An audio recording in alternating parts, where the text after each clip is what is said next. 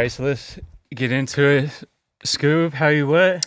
I'm feeling good, man. Appreciate Yes, the sir. invite and everything. It's like I said in the DM, he's like one of the only people I really hear that's really getting booked, like and retaining their people and really, you know, giving them what they want. And just one of the people I look up to for the sound and something for me to like just know like what's going on like with the modern sound and everything. So Hey, definitely, no, I definitely appreciate appreciate it. Yeah, that. for And so, sure. uh, but for sure, I've heard your beats for a real long time. I know you hooked Big A up with a lot Oh of yeah, beats yeah, and yeah. I stuff. meant to did him before and was asking if he still had worked around with y'all. He was like the first person, like our first session together was like, yeah, you got to follow him and his brother. Like they do all my content and all my media and stuff. So I've been Yeah, following since then for real. yeah, and I've always known your beats are smooth, but every time I hear the Scoob on the track, it's an automatic. I know it's gonna be smooth, and there's really only Appreciate it. like 5 to 10, probably not even 10 producers in the city that like I feel like are sort of at that level where you're consistently like getting your beats too, and like Appreciate it, people man. know, that you're one of the top Yeah, I producers definitely too. appreciate it for sure, man. Yeah, but we really Something, don't know yeah. each other that well. Yeah, Like that's what was the we haven't even funniest met in part. person. I'm The pretty sure. DM So, came out of nowhere. I'm at my grandma's house and my 13-year-old cousin sitting there, and I'm like, bro, you don't understand like how important this is, bro. Like for somebody to reach out and tell you that they peep what you've been doing and knowing that you're doing the same thing without meeting these people is different. And I remember like meeting people outside on bikes. So like the whole social media thing just be it's yeah, different. Like it's like you know them, but you don't know them. Like yeah, no, you that's know. true. It is weird, and it's weird that like even as engineers and producers, you have to be like a Instagram or TikToker. You know Yeah, what I yeah, mean? yeah. Just to really grow your It's brand, which like is I wild. borderline hate it because it's like I love what it does for me, but I just hate like when you feel Having to do it like every you have to do it. Like yeah, that's when it becomes less fun. Like I feel like when you just posting like as you're going and that moment, and that's just what you're doing for fun. Like it's easy, but when I get to setting time away on a schedule or a calendar, like yeah, this is the day for content and stuff like that. Like that's when it becomes like a chore or like a yeah. job instead of like a job or my And I passion. know So. artists struggle with it too. Like even we were talking about Big A, for example, but there are a lot of artists that they want to focus on the music and like Yeah, the creative side of yeah. that. They don't want to become a TikToker, Right. No, for especially when sure. they're like in our generation too, Yeah. where it's like it's not like you had it, growing Yeah, up all yeah, the yeah, time yeah. too. I would say like when he introduced me to y'all, he was like the first person to like help me understand like it's not the artist's job to do everything. Like me and my partner, we started. I'm his engineer. I don't do any artistry at all, so I pretty much did all his stuff, and I thought that's how it was supposed to be. Like you do it by yourself, or like you just have like a best friend that's next to you. But it's like Yeah, I got a whole team, and that's this the is how biggest they cranking out misconception all about it. these records. And then like I would say, Big A had like the best like reception that I had like from any of the beats that I had from like the last 2 years. Like what he would post like we would get really good response in the numbers of streams. And then the features he was getting, damn it. Yeah. I'm saying here like I just edited my yearly booking post today and added my other features on there and I had forgot that he got the boy on one. So I Oh had added yeah. that on there. I'm like, Oh, the damn. Runts one. Yeah, Yeah, yeah, yeah. yeah. Neff And the then Pharaoh, Shooter I Gang, was Coney, and like, the damn, bro. boy. Like he came out of nowhere with this and it's like Yeah. you forget to put it on there because like I'm booked here mainly and it's like Midwest people don't really know the boy like that. So I was Yeah, like it's like Cali now shit. more and more people picking up on it. I'm like, okay, let me put that on there. Like I worked with him too. So, Yeah. but yeah, that came out perfect. Like that, I feel like that was the one that helped me figure out like our sound for me and him, and like it helped me figure out him as an artist. Like he's a bigger artist, like, but at the same time, like most big artists are like real self conscious. He embraces it and just like real cock, like just like fuck it, like this is what it is. That one bar where he was like, jumped off the top ropes or something like that. Yeah. Like he's like, I I'm know what you're like, talking damn, about. bro. Like he's addressing like, yeah, I'm fat as hell. I'm about to jump off the top ropes Just on, having fun with and it. just having fun, just owning Yeah. it. I So know I know he really looks up to like artists like Larry June and Currency yeah, and for stuff. sure. And that's what I sort of see your sound in a way as, but like what do you describe like your lane as like a producer? I would say, it's always two ways to answer it. The first one, that would be like my that's the funnest type of beats that I make. Like when I'm making it for fun, that's most likely what's gonna come out. Just because I've been listening to Currency and Wiz since probably like 2009, and Cardo is the one who really put them on. So like for me to watch that whole journey from then till now, and he's still doing it and still like elevating his sound and everything. That was like my main person I'm inspired by. But I would say if I had to say what lane I'm in, I try to stay in pretty much all of them, just in case. Like not for the money aspect, but just for like I don't like having stuff that like in my business that I don't know how to do and I should. So like when somebody comes to the studio and asks if I have a certain type of beats, it always made me uncomfortable to say no. So that night I like probably you're not go capable home. of doing it. It's like I just like want to go down as like one of the most versatile producers to ever walk the earth, really. So I'm a musician first, so like I listen to every genre. So I feel like in any genre I can just pretty much get down with anything, and I just that's awesome. I don't want to get caught slipping. Like especially working at Stone Tree, like you never know what type of artist gonna book. I just got a production session with a pop artist. That was like my first time working on like true pop. And I was just wondering, like, can I do it? Like, I don't know. And I have fun doing it because, like, I don't get that chance and that's really what keeps ever. It fun, and that's the fun part about it. Like, damn, can I do it? And when you do it, you're like, man, what did I think? Like, second guessing myself, wondering. I wasn't nervous, but just like, I'm not sure. Like, I've never done it. I listened to it, but I just never done it before. And I've heard you making beats for years too. And like, even like I see it with like a lot of the Detroit type producers, they don't, it's not that they burn out, but like, they got that beat down, you know, they got 1 million on their laptop. Like they're going to try some new stuff, you know? So that's cool to be versatile. Yeah, for sure. So I want to be able, you know, to give game to upcoming producers, because a lot of producers learn how to make a beat, but then they don't become like a professional producer because they never get good at selling their beats. Yeah. So how did you sell your very first beat? My very first beat, well, I sold to one of my classmates in high school. His name's Lindsay the Great. He just did an off the porch interview like 2 weeks ago, and I'm proud as hell of him.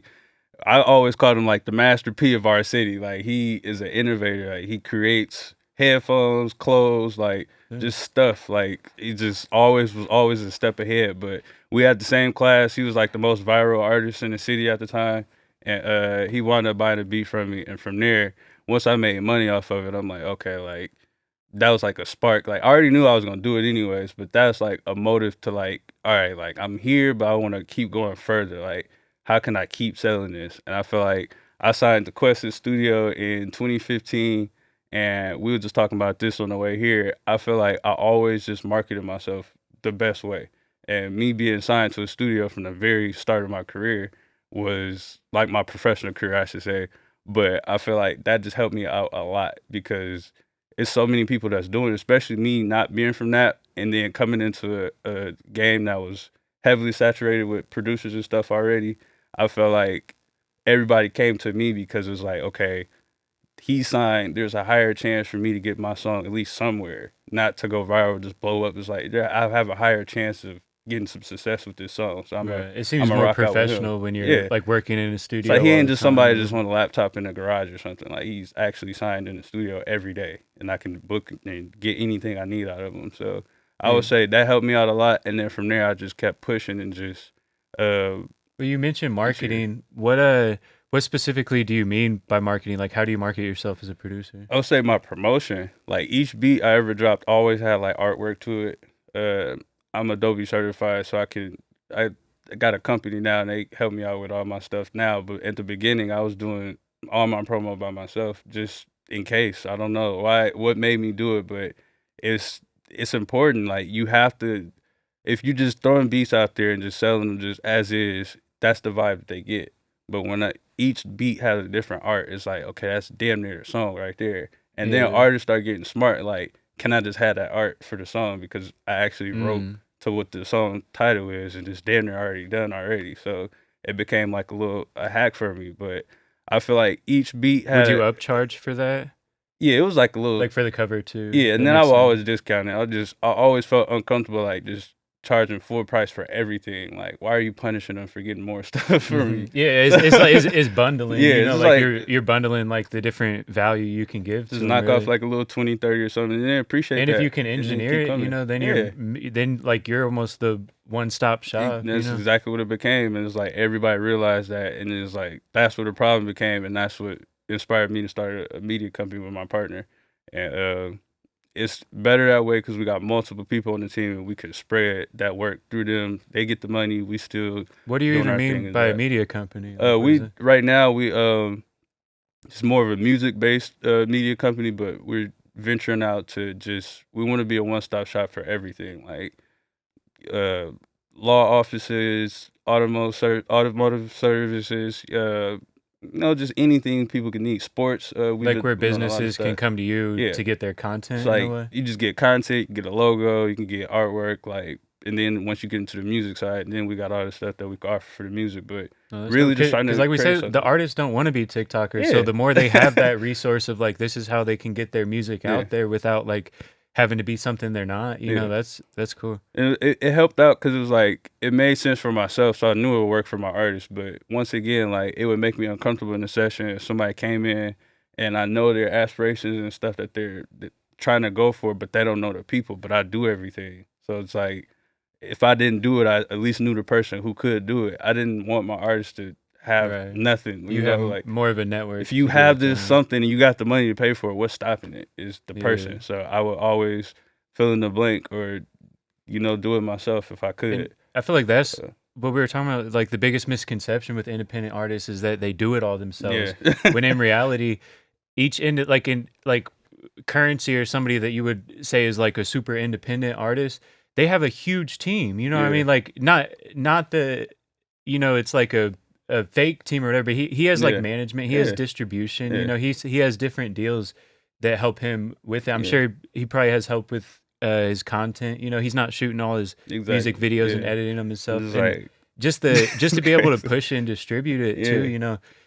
That too. That's the you main don't want to part, do it all by yourself. Yeah, for sure. Yeah. I would say I didn't learn that it was a team process like that until I moved to LA in 2020. And it was one day an artist walked in and they had a manager and he just hit the button and was like, I'm hungry. And he got up and he went to go get food for him. It's like, damn, okay, that makes sense. So now I'm seeing everybody else got managers. One artist had a time manager that just sat there and just focused on time that whole entire time for the session. Make sure that the artist didn't just venture off because they got something. Because they just get in there. If it's not your money, they get in there and they just veer off and just do whatever they want when it's the label money. Yeah. So they'll have like a manager for that. But it's like I noticed that everybody had something for everything. And up until that point, I had felt like I was behind because of where I wanted to be. So once I realized that I had did everything with just me and my partner, I'm like, it just made me carry myself an entirely different way. Because I'm like, I'm so locked in at what we doing, I'm not even knowing that's a possibility to have. Yeah. So I'm like, once I realized that we had did it pretty much by ourselves, that just made me carry myself with so much more confidence, and it just helped me push through, especially during that 2020 is the pandemic time. So it's like that was definitely the time to get your confidence if you ain't have it already. And it's like just the engineering mindset in a way of like you see a job like you don't want to pay somebody else when you can do it yourself too. It's like that's probably why you know how to do so much different things. It's like I would try and people would just just the Midwest business mentality. Like either they don't know what they're doing or they're just not punctual or prompt with like what you're asking for, just professional with it. So all the time it would just make me mad and just do it myself. So I'm sure you've seen the other side though too, where people will have like their best friend is their manager that really has no idea what they're even like doing, right? So at like what point do you think somebody should get a manager? I would say for myself, I got one when I felt like the business was running me instead of running the business. Just everything with the bookings. I started getting a lot of out of town just looks. I didn't know which direction I wanted to go. When we first started touring, I thought I was homeless, and he put me on tour to like help me realize that like you can't have a crib at all 50 states. So like I'm gonna put you on this little tour. You're just gonna move around and just do a lot of stuff. But he would call me, ask how I'm feeling. I would be mad because I'm in Indiana, thinking nothing going on. Then LA will call out of nowhere, and I'm like, damn, I done missed out on a session because I'm in Indiana doing nothing, or wherever else I was at. But it just helped out, like just having him there when I felt like it started becoming overwhelming. Like me not wanting to interact with people or like post stuff, knowing that like anything I post just brings more attention. And once I got to that point, I'm like, okay, actually, I got lucky to have a close friend to be my manager, but it just like for me, just that day-to-day person calling and just making sure everything good, taking care of all the intangibles, like Yeah. even just booking the hotel, even if it's my money, like just They're having that helping you person doing handle that. the business when the business becomes too Yeah, it much. was just too much at one point. Like, Yeah, because at especially some in point you're LA not for going to be sure. able to answer every message, but then Yeah. you're missing out on money That too. was my main problem. Like people all around the city called me Hollywood, called me everything because I couldn't like keep up with the convo. Like I ain't have a good dating life. Like females mad, called me inconsistent. Like, Yeah, but it's just too but much trust me, I going know on. Like what you mean. waking up to 300, 400 text messages, DMs, and flights missed, and bookings, and like And each all this artist other takes it stuff. super personal if you Yeah. don't get back to them It's right like away because I they love money. Like I yeah. just like I'm already occupied in one, and 9 times out of 10, all my sessions in LA were 12-hour sessions. So it's like I'm spending half my day with one person in the studio. Yeah. I could barely DoorDash. Like I'm Right, and if you're in your session just answering that 100 messages, then yeah. you're Then you take really away from doing him. And yeah. come on, It Scoob, you fucks up the quality. bullshitting or just anything. Like Who would you work with in LA? When you were my favorite people I worked with in LA was BlueBux Clan.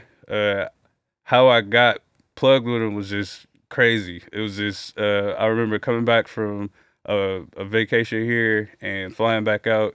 As soon as I got reception, my boy texted me and was like, "We actually overbooked tonight, and you get to pick what session you want. Do you want a group called Spliffy Boys? Or you want a group called BlueBux Clan?" I'm like, "Which one is the vibe for both of them?" He's like, "Spliffy Boys from New York. They work on the drill stuff. I personally fuck with them. BlueBux Clan, they're just a smart group from South Central, and they just getting on the ground." And I'm like, from him saying that he rocked with them, like, you can have the Spliffy Boys. So I picked BlueBux, and they wound up right now as one of the biggest LA groups right now.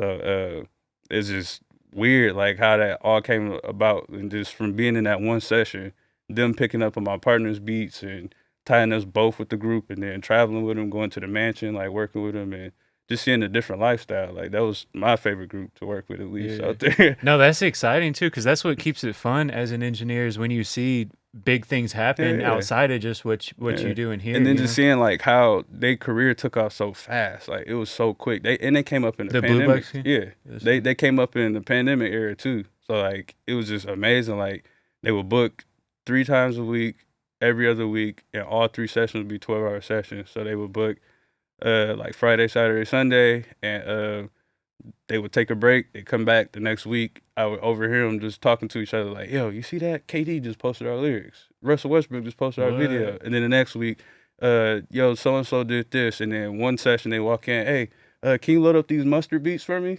Like, Mustard? Like, DJ Mustard? I'm like, yeah. He's like, when you get done with the session, can you send it to him? Like, hell yes, I got his email. Like, what the fuck? I'm about to solicit him with some beats as soon as we get done with this little project y'all working on. So I feel like for sure after that last session we had, like right after that, they got a Quavo feature. I knew it was over with then. And then Drake posted them, I think it was last year, they dropped the album, and they did the little Apple Music freestyle, and Drake posted on his story, was like, "Oh, just watching a couple Goats freestyle." And I was like, yeah, bro, this is the group. Like, I made the perfect decision. And then they was on tour this summer. My boy had a wedding. I DJ'd the wedding. It was the bachelor party was in Atlanta. The beach was on the wedding was on a beach in Florida, and for the groomsmen gifts, he brought all the friends, the BlueBux Clan tickets in Atlanta. So we go to the show, and I'm just in the crowd, just chilling. As soon as over, we go over, we walk over, talk with them, taking pictures, doing all that stuff, and that's when that moment hit. I'm like, damn, thank God I made this decision 3 years ago. Yeah. Like, we probably would have never been able to walk up with them like this, and hearing them say, I ain't seen them in 2 years. Hey, y'all got the recording equipment with y'all? I'm like, well, it's at the Airbnb right now. Hot, record enabled, everything. As soon as we walk in the house, we ready to go.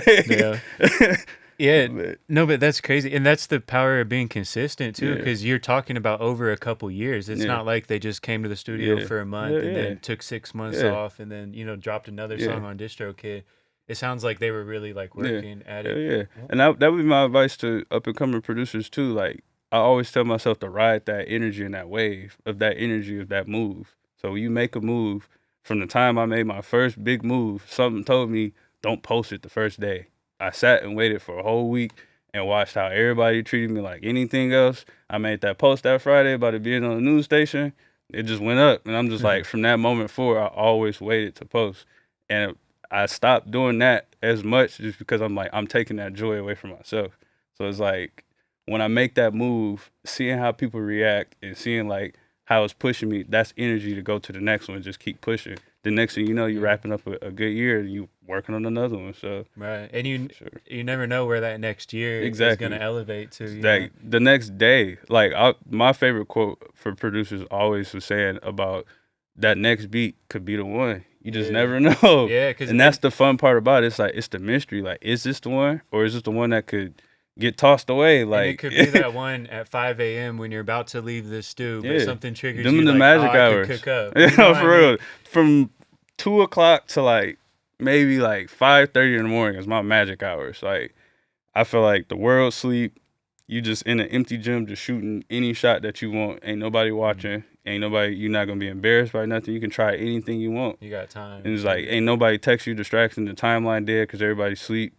Like especially like 2 to 5 for me. I still get a lot of LA calls. So most of the time, if it's 4, 5, 6 in the morning, it's like 3 for them. So that's like really my main times, like 2 to 5 to just cook up. Like you'll find me in the studio by myself a lot around them hours for sure.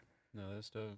Yeah, that's like when I work the most too is like a lot of long nights, you know. Yeah. But so you mentioned it for. Hold on, let me pause it. Let me make sure it's still recording. We're down a camera. Yeah, we're good. Bet. All right, so obviously, I want to know more about like the BlueBux Clan and what advice that would have you give to artists. Mm-hmm. But just as an engineer and producer, when you're talking about working 2 to 5 as your magic hours, you know, and I'm sure you work a lot of hours besides that too. Yeah. How do you manage like your personal life? You know, like a life, you know, with the woman or whatever. Like, cause I know personally, like it seems like we have similar issues where like the text actually get like that ends up being one of the hardest part of the job is like being able to, cause you're doing that outside the studio all day long, you know. So how do you really balance it all? I feel like one thing that I guess going to the new year, I had to tell myself, people gonna do like what they gonna do anyways. So it's all about finding that right person. Like if they not open-minded and susceptible to what you got going on, then they just don't really need to be in your corner like that. So I feel like for myself, my advice, understand kind of the mission you're on. Yeah, it's like they can't, and it's like I learned to stop getting mad at people because, like I said earlier, I didn't know any of the very, very important stuff until I went to LA. And once I got out there, I immediately like, I won't say I forgave people, but it's like I understood like why everything was coming up. It's like I barely understood it myself, and I'm pretty much considered like a professional or a master at my craft, and I barely knew it. So I can just imagine an average person who, especially where we from, it seems damn near impossible. So it's like, you mean to tell me that you finna go off and do this crazy magical thing? And what do you mean you're going on tour? Like, you know, and I'm like, it's sad because when I start going on tour and stuff, I start feeling bad because I'm like, am I really on tour? Like, am I overhyping it just because what everybody do here, at least, like, just hyping it up and making it seem like it is what it is. And, right, because and that's a lot of the times the biggest misconception, because you see the artist having fun on tour, everything looks like a party and easy, but in reality there's so many actual hours you have to work in the studio. And it's not like a girl walks into a big session studio and is like, damn, that engineer's hot, you know what I mean? They're not worried about the engineer. One of the last people. It's happened a few times. It's like it really don't happen like that, man. And then like artists don't really but I'm saying but your girl at home is probably thinking like, oh my god, like, no, you know what I mean? Yeah, for sure. He's with Gucci Man. You gotta be, like, But I would say like that's the sad part about it. Like they don't see it until like it's starting to happen, and that's when I stop like talking. Like I say like for sure, like I definitely appreciate the interview because the entire last year, like I had so many interviews that I declined just because I was just focused. Like this is my 18th interview, and I feel like coming into last year, I'm like, I don't have nothing to say. Like I have nothing to prove. Like this is a personal year for me. Like I got to do this for myself. Like and just really just honed in. I feel like me doing that, limiting my cameos and music videos and stuff, and who I was accepting a book and stuff, and just locking in the studio and perfecting my sound was like the most vital thing to do last year. So coming into this year with a full head of steam, that's the best year of my life. So I'm like, all I gotta do is just copy and paste it. It was a couple bumps on the way, but it's like those the way I took those were like, I didn't feel nothing last year. It was a really good year. So like coming into this year, do the same exact thing and just staying locked in and just focusing on what's important. I always say that I care about the work part. Like all the social stuff that people say, like you and him are the top 2 book people in the city, like, and me like looking confused, be like, oh, you ain't heard that? I'm like, no, like, are you serious? Like, yeah, like everybody talk about how if they not over there with you, then they over there with him. And I'm like, I've never heard that. And people then are getting mad at me, like, bro, you need to get out of the studio and listen to like what's really being said around the studio, like the city or just the country at least. But I'm so locked in the studio, I'll never hear none of it. So Yeah. I feel like Well, and that that was, like, my main itself thing. is a balance between working on your skill in the craft Mhm. and then the business is sort of 2 separate Yeah. mindsets too, you Yeah. know, because like sometimes you do got to get those shots in the gym to make sure Yeah. you're not Yeah, yeah. bullshitting, even if Yeah. your marketing is great, you know what I mean? So you that can be the it is best. important. You Yeah. gonna have an off game, but it's like when you just in the gym, you just bounce back better.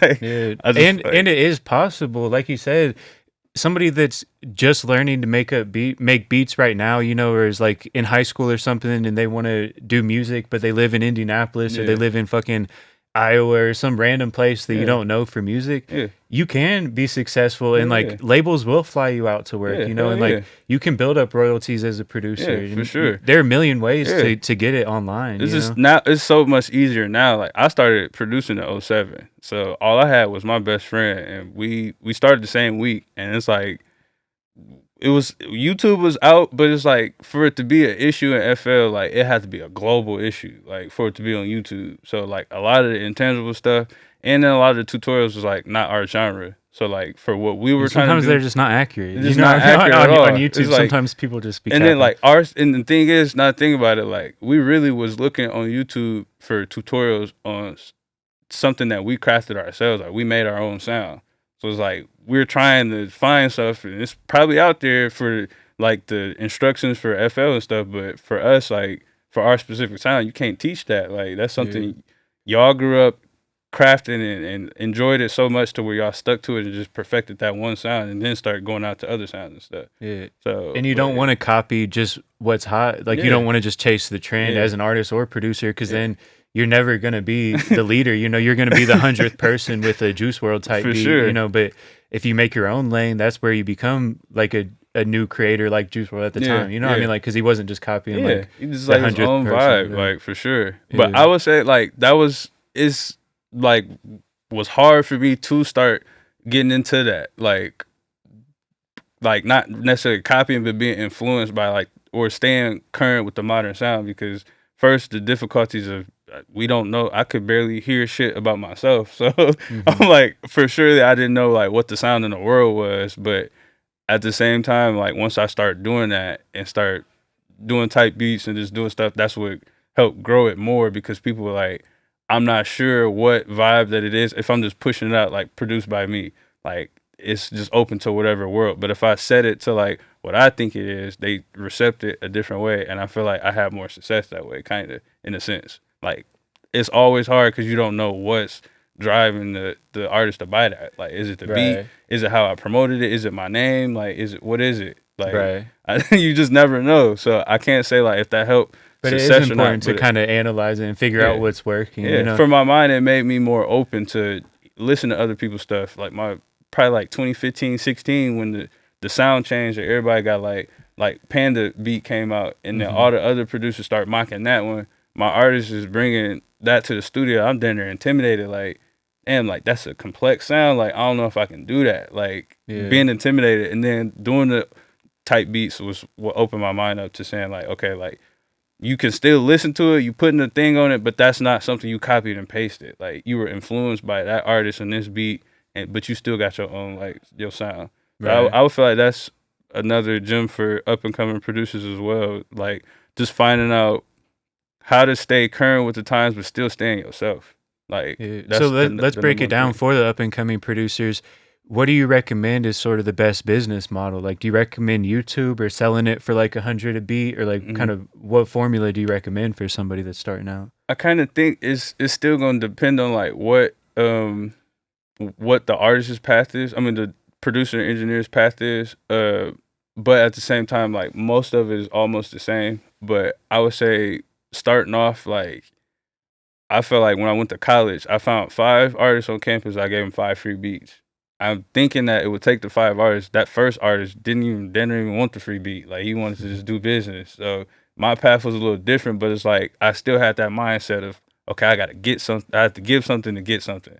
So like, I'll give these people this just because I'm a freshman on campus. I don't know nobody, and at that time I had social anxiety, didn't want to go nowhere. So I'm like, this is my way of spreading the word for myself through word of mouth. Right. But I because would most say, producers and engineers, they are the type that's going to be in a studio all night. They're not. They're not like we're not social extroverts. butterflies like that. Exactly. Yeah. But it's like You it's gotta something find that your you lane. have to learn how to do though. Like, that's what I'll say made me confident in LA was I'm seeing all these producers. All of them got the accolades and all the stuff that you grew up wanting. But at the same time, I was normal.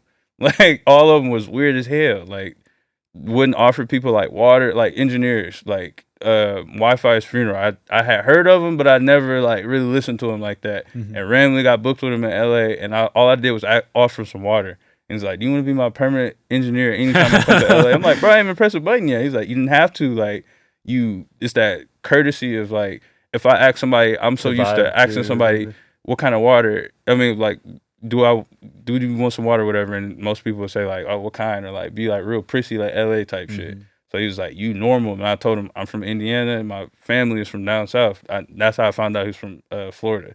He was like, "Oh, that's that Southern hospitality shit." And I'm like, that's just how I was raised. Offer somebody some water. Somebody coming in there and they about to spend money and 12 hours talking to you. Like, the least I can do is offer you some damn water. No, that's facts. Yeah. But I would say like that was just being normal in that situation where LA's known for weird engineers and stuff. Just being a normal person, being cool. I didn't fan out. Like, I'm a man. I've never really been too starstruck about like somebody legendary like Snoop is probably like the only time I was like starstruck. But anybody else is like, it's dope. You see them, but really after a while, if you're engineering, like after like the first 5-10 minutes, they just seem like a chair in a room or something, like just another object after a while. That's what I've noticed too, is when you see the major artists on Instagram, they seem like a superhero. But when you see them here, they are human. They get thirsty. They're probably having a busy day. What I mean? They got stressful shit going on. I would say the Flint artists is what showed me like how normal they are. I'm from Fort Wayne, and I felt like when I was in Flint, I felt just like I was in Fort Wayne. Like the vibe, what it looked like.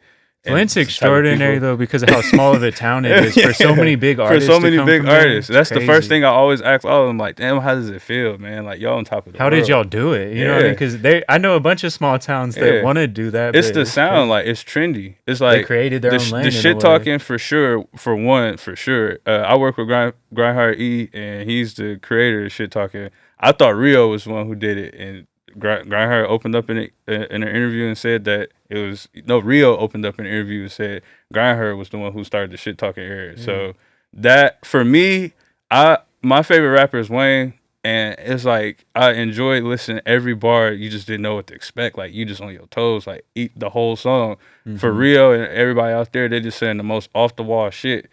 That's and it's funny. It so keeps it's it like fun to listen to. It's entertaining, but the beats are the number one thing that's keeping me there. And I'm tied in with Energy. all the type Energy, Legend, Sav, both of them. Like these are people me and my partner ran into just on the internet and wound up getting really, really tight with them. That's really what helped us get out in Flint. Was Energy. We rock with him and his dad. Energy's dad is his manager. Shout out Synergy Management Group. They got a whole producer coalition is being built as we speak. So for surely excited for what they about to do, and I appreciate them for letting us come out and just rock with them like that. We came out to the studio. He asked us who all we want to work with. Everybody we asked for, he brought them through. It was like it was dope as hell. We got everything out in one session, and we paid for the session.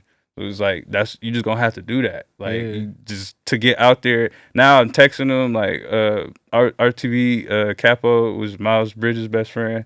Miles is from Flint, so that's to me. Miles Bridges is the hardest rapper in the league. Like, Dame is cold, but it's like that shit talking and them beats. Like they just know how to. We had Marvin Bagley the third here a couple weeks ago. I forgot he goes hard too. Damn, I forgot if you rapping. He has some new style shit, like almost on some neat shit. Oh, okay. Hell yeah. Than what's the name? this probably Detroit. This probably just make people want to rap because Andre Drummond was rapping for a minute. Yeah. Like, Clarissa Shields, you know, she's from Flint. She's the boxer. She dropped some Flint style raps too. That's hard as fuck. But it's like when you got your own sound, that's something that's leading the industry. I was telling my producer homies probably right when we moved to LA, like y'all need to start working on y'all Flint and Detroit beats. Like if you don't know, you better get familiar. Yeah. And it's like, why are you thinking that? It's like, this is about to run the industry. And everybody I used to copy crazy beats by Sav and like literally the beats I was making 2 years ago. I literally would like it. I was trying to be them exactly. You know, but that's the best part about it though. Like and like saying that is funny because like you never know like who could be listening to your sound doing the same exact thing. So like going out there messing with them, knowing that like not necessarily that we modeled their sound. Like I'm from Fort Wayne, it's like a mini Detroit. So like that's the main primary sound up in Fort Wayne. So it's like I'm used to it already, but it's like hearing that, it's like, okay, I was doing it this way, but it's good to hear another way of doing this sound. So like at moments I would find myself referencing stuff from them, but those are my homeboys. So it's like it didn't feel bad, but I would say Zero was probably the first producer in the city that like inspired me to like shit just go hard with it. Cause like Quest signed me first and then he signed Zero probably like 3 or 4 months after that. And when he asked like, yo, you mind if I sign another person? I'm like, this is your damn studio, I don't care. Not knowing what Zero was. And when he came in, it was like Toy Story. Like I was like Woody and he was like the new Buzz. Like everybody did Scoob that, blah, blah, blah. And I got full of myself and let off the gas. Zero came, had the stew rocking. And I'm like, I remember driving back to Muncie. I ain't say shit. I ain't had the music playing, bro. And I went home and I cooked up all that night. No cap. I did not go to sleep. I cooked up and I got better at it. But I wasn't intimidated by it. I was inspired by it. Like I want to be that good. He had control over his sound. I didn't have it yet. So I'm like, for him to just walk in the studio, turn the switch on, play, shake the studio, then leave, like it's nothing. Like I was like, that's what I want to be. So it's really nothing wrong with doing that. But his best advice that he gave me, he plays keys fucking crazy as hell. And I asked him like, what's your techniques to like learning? Did you take lessons? He's like, really, just learn your favorite songs. Just play your favorite songs. And then when it comes to the beats, remake it exactly. But when you get done with it, just flip stuff or just save that as this is a reference. This is not to be sold, not to be showed for artists. It's exercise. Shots in the gym. It's practice. Yeah, basically. So and I was so humble. You don't so even damn humble, bro. You like can't read him. You be having to like pull stuff out. It's like, what do you mean you were a drummer for Justin Bieber on tour? Like, what are you talking about? When I met him, he was suing DJ Drama and Chris Brown for stealing his beat. I'm like, bro, like that's the day I met him. He's like, yeah, bro, like don't mind me. I'm about to be on the phone. You know, like I just gotta talk to P real quick. I just gotta talk to him and get some shit figured out. They stole my whole beat. And it's like, what? He's like, yeah, that wishing. Like that's my shit. I'm like, what the fuck? So immediately just start. I'm 23 at the time. No, I was 22 and then turned 23 in the studio. But I'm a kid. That was my rookie year. I had my first time ever playing beats outside my room was for a studio and I got signed. So it was like from the time I jumped in it, like I was signed. So it was just like to see other people that's doing that but got the skill set for it. It's like it's cool to get signed, but I always knew like what's the next step. As soon as I signed it, I'm like, what the fuck now? Like yeah, like because just getting signed isn't the end goal. That's the easiest shit to do. That's just getting your foot in the door to maybe then get to work your ass off to do some more stuff. How the fuck can this propel me forward? And that's exactly what they catapulted the shit out of me. Like it took a minute, but it could have been way longer without it. But I feel like just being around people like Zero and just seeing like modeling my stuff after him, and then seeing everybody else like just doing fried shit with it. So. Yeah. Shout out Zero. That's my dog. But yeah, Zero will pull up. He'll pull over to. Zero pulls over to Stone Tree all the time, and just anytime he over there, we just chop game. It's different now because it's like it's funny because like you just can't read him, but it's like I know the energy is different from the first time I met him. It's like, who's this little kid asking me 1,000,003 questions about this production shit? Because, like, people do it to me every day and that annoys the hell out of me because, like, I don't know how to explain it. I'm just doing it. Like, I don't know how to explain it in a way that you can understand, like, without offending you in a way. Right. So I feel like now when I'm around them, it's more of like a goat-to-goat type. Like, it's an all-star game. We all in the same court. And It's like, hey, what's up, man? Like we, like it's just different energy. It's not like a big bro, little bro type thing. It's like, yeah, we up here. Right. It's us. Like, because it can be hard when you're in his position and everybody's accusing you of gatekeeping the fucking success, but in reality, you could tell them exactly what to do and they still won't do it. You know just what can't I mean? comprehend it, and that's the saddest part about it. It's like I don't ever want to come off that way, but it's just what it is. Like people ask all the time about getting their kids lessons and schooling and stuff. But I'm like, I promise you, I tell all my artists the same thing, and they all laugh. I honestly don't know what I'm doing in here. I pray, I meditate before the session, and some magical thing in my mind, like I don't hear it, I feel it. Like something tells me to move this, do this, turn this up. What good music is in a way. So like what direction to pull it. That was like always my thing. Like I always had the knowledge of what it should sound like. I just didn't know the steps to like the by the book turn. But I always had the ear for it. So I would spend like in the beginning parts of my career was all the time spent was just really just trying to get it to where I'm used to hearing it with no knowledge basically. Now it's like now I got the knowledge and I got the ear for it, so it really shouldn't take as long. So the technical stuff helps, but it can be super confusing because there's a million ways to do everything. Like I wish they told me that the first. Finished product. I wish that would have been, if I had to teach a course, that would be step one. Is talking about the vibe. Like when I first started producing, and especially when I got into engineering, I thought it was an equation. Like I'm thinking there's something that if you just do -2 dB here, boost the high and 4 I'm by the book track. like crazy. Like I'm in sessions, I'm bringing out notebooks. Hold on real quick, I'm about to punch you in, but I got notes and notes and notes for this one. Like I just learned this in class the other day. Like it's not gonna work in there. And like I learned that artists don't like the by the book engineers. Like for sure. Like they want somebody who's open minded to going to where they feel like their creative side is leading them to go. Right. But I feel like the number one lesson I learned last year was there is no rule for any of this. That's why any lesson that anybody asked me to do or anything, I've declined it because it's like, I don't want to teach you my way and that be the wrong way and it leads you down the wrong path. Right. So I feel like with just the by the book and just everything else, it's just something that you have to learn through fucking up, unfortunately. Like, that's the only way to doing it. When I signed to the studio, I was a part-time student at Ball State, and I'm commuting every day down here. Yeah, you went there too? Yeah, I did. What year? I graduated in 2013, but I was older. You said you graduated in 2013? Yeah. Okay, that's no, I'm stupid as fuck. I graduated 2019, like right when COVID happened. Yeah, for sure. Yeah, I went 2013 through. I signed in 2015. That's when I dropped out. But commuting from Ball State to Indy every day for that, like, I would say you lived here and commuted. I lived in Muncie. I didn't start coming to Indy. My first time coming to Indy by myself, like as an adult driving, was to go to the studio. It's like when they opened it up and it was like, come check us out and just play some beats and stuff. So that was my first time ever coming and walked out. I didn't sign immediately because I thought that I couldn't do it. Like, I knew that they would turn me up, but I'm like, how could I do my side of the contract? Like being a part-time job at Best Buy, part-time student at Ball State, and I'm driving a hoopty that I bought in high school, like back and forth every day. So I'm like, I don't know if I could really do it. So eventually we started making a little bit more money every day. He's selling my beats out of the studio.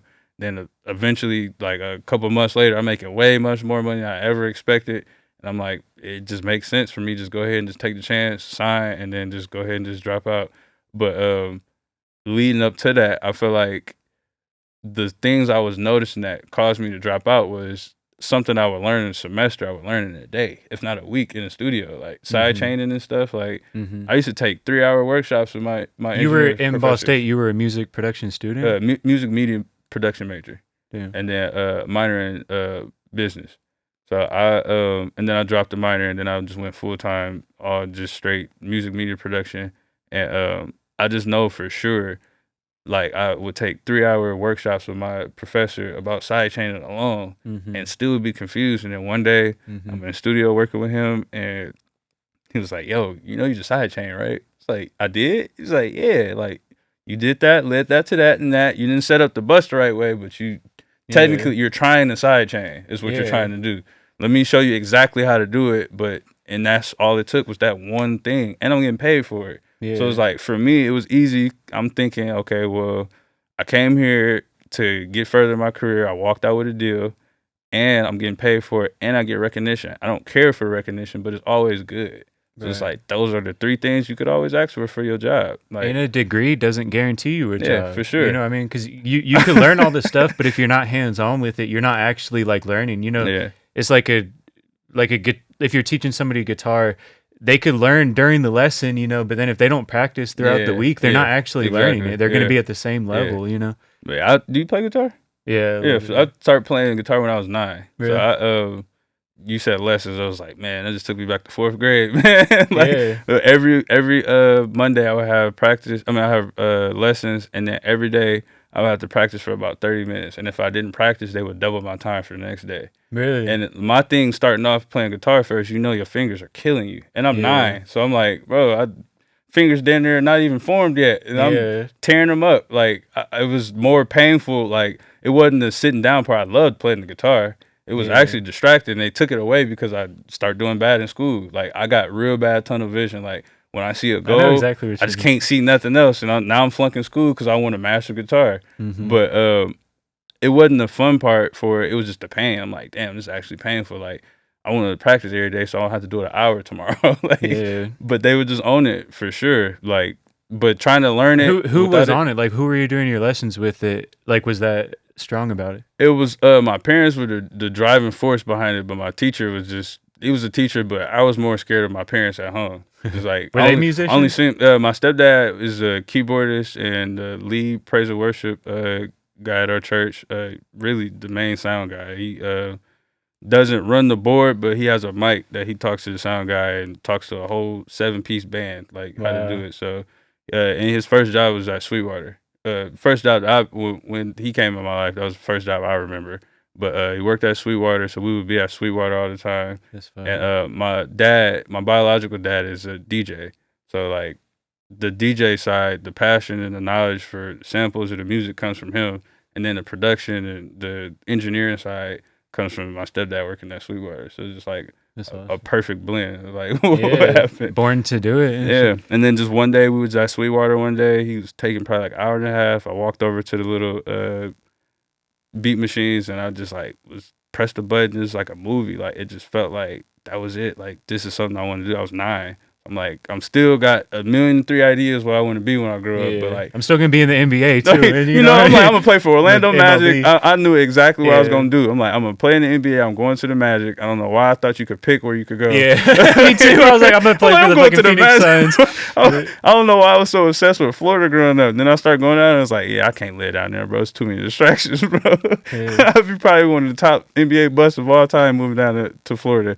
But I feel like once I start playing around with it, it's just like something just clicked. And I was like, I think that's what I want to do. And then when I was 13, my dad asked what I wanted to do when I grew up, and I barely even knew the term for it. I was like, I think it's called a producer, I think. And him being a DJ, he just lit up like, man, like, I got you. Like, somebody just dropped this little program off last week. Like, I can install it on the computer and get you going. And then my cousin came probably a couple of days later.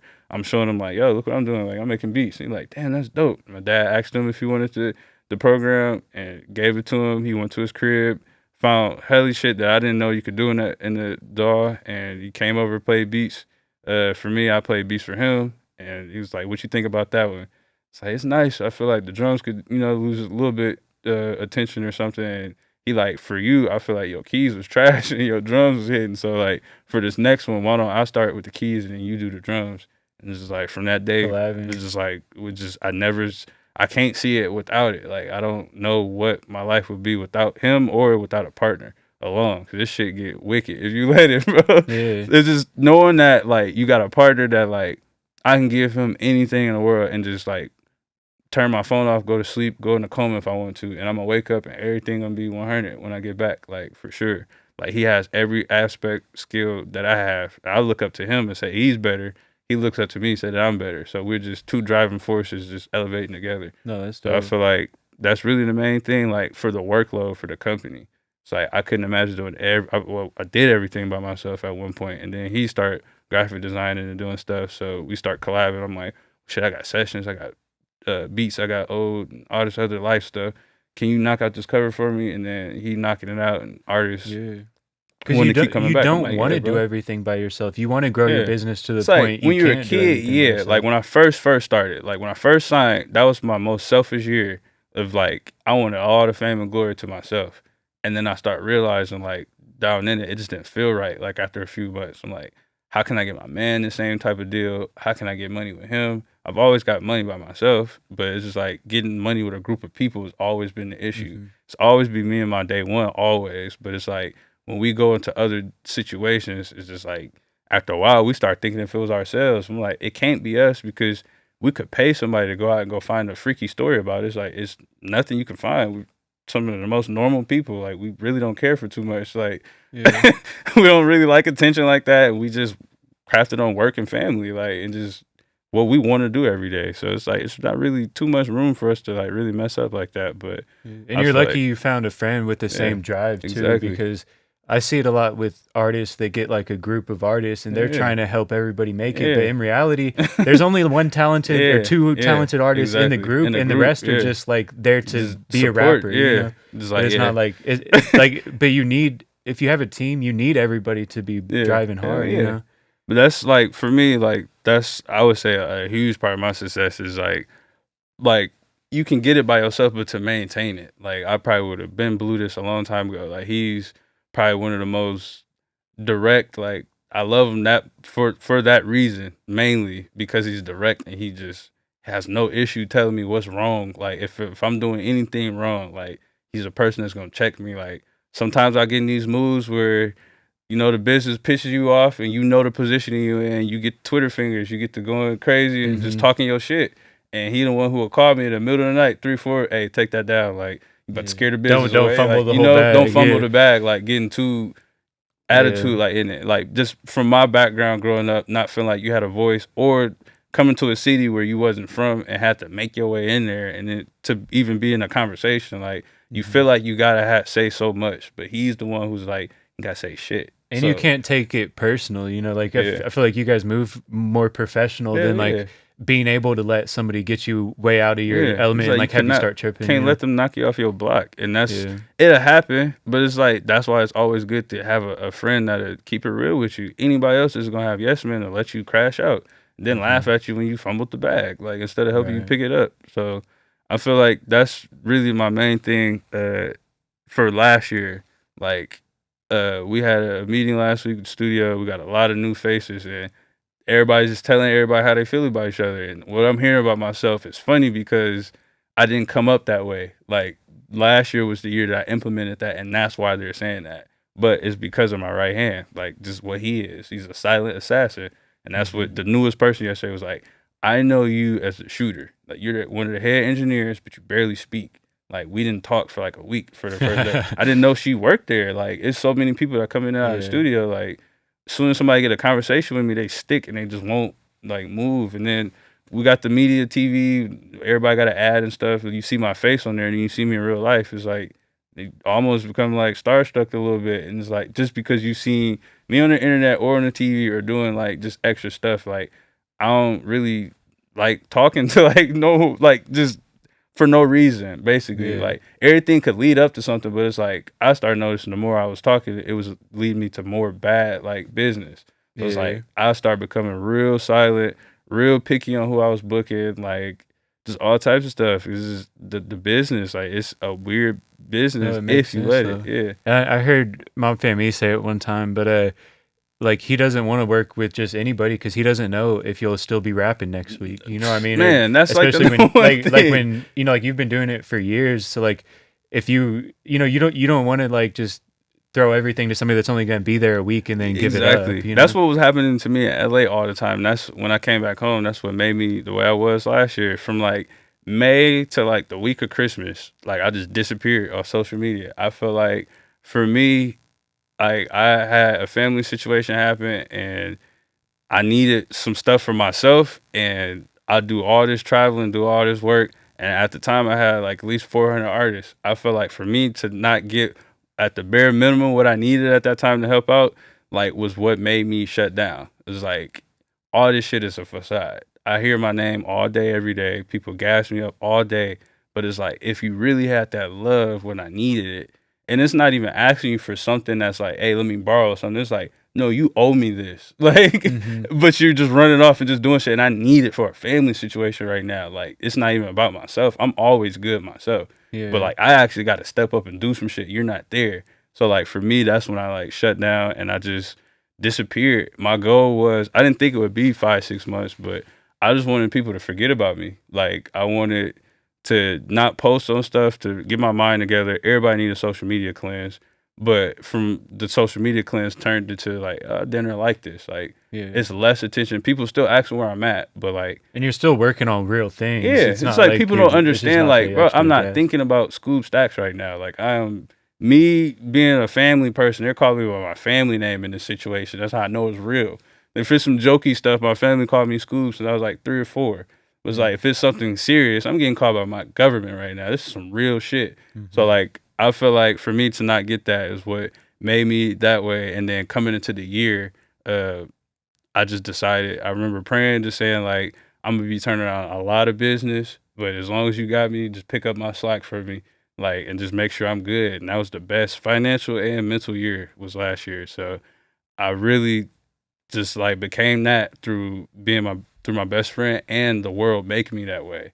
So it's like, you damn near have to be the asshole silent guy to protect your peace. And if people like look at that, that's viewed as an asshole. Yeah, you know? And it's like, if they do look at it like that, then like I said earlier, there's the wrong people in your corner. Like, especially in the dating world, because it's like, why are you letting females who are on Instagram basically want a textuationship? They want to sit there and text you all day. They got families, they got shit that's like taking them away from you getting your time, but like want to complain about what you're doing. And I ain't never complained about nobody going to work or school before, so that throws me off every time. Like, that would be like me getting mad at my girlfriend for having to go to work. Fuck that. Spend time with me. My thing is, I don't know if it's the same for you.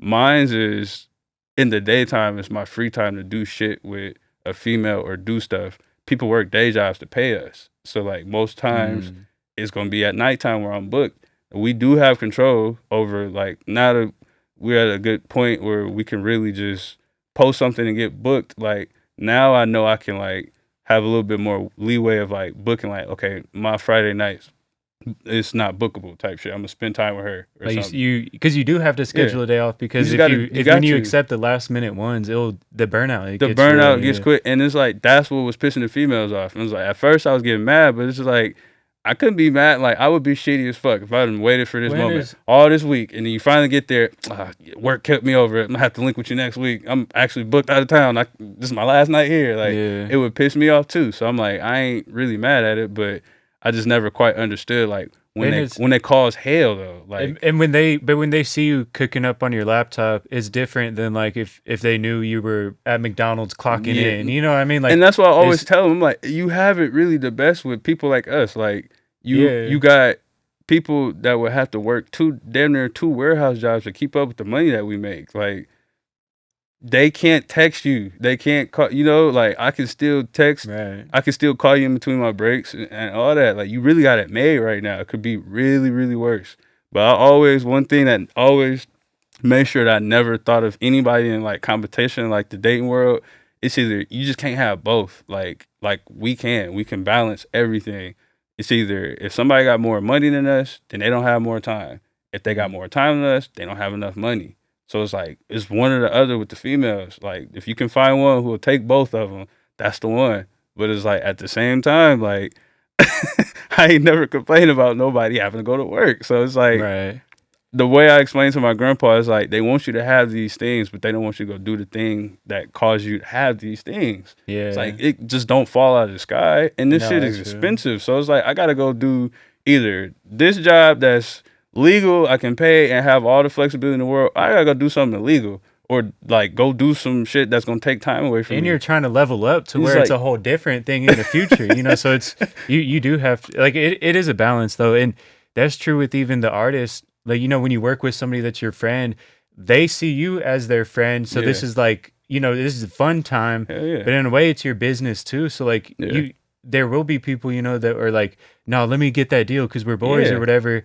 But then it's like this is also my day job. You know what I mean? Like, I don't go to you and bro, your day job. I kid you not. I had a session at No Call No Show like 2 weeks ago. He texted me the next morning. Hey, I heard you made beats too. Like, you should damn near let me get 50% off of them, like just so I can bless them.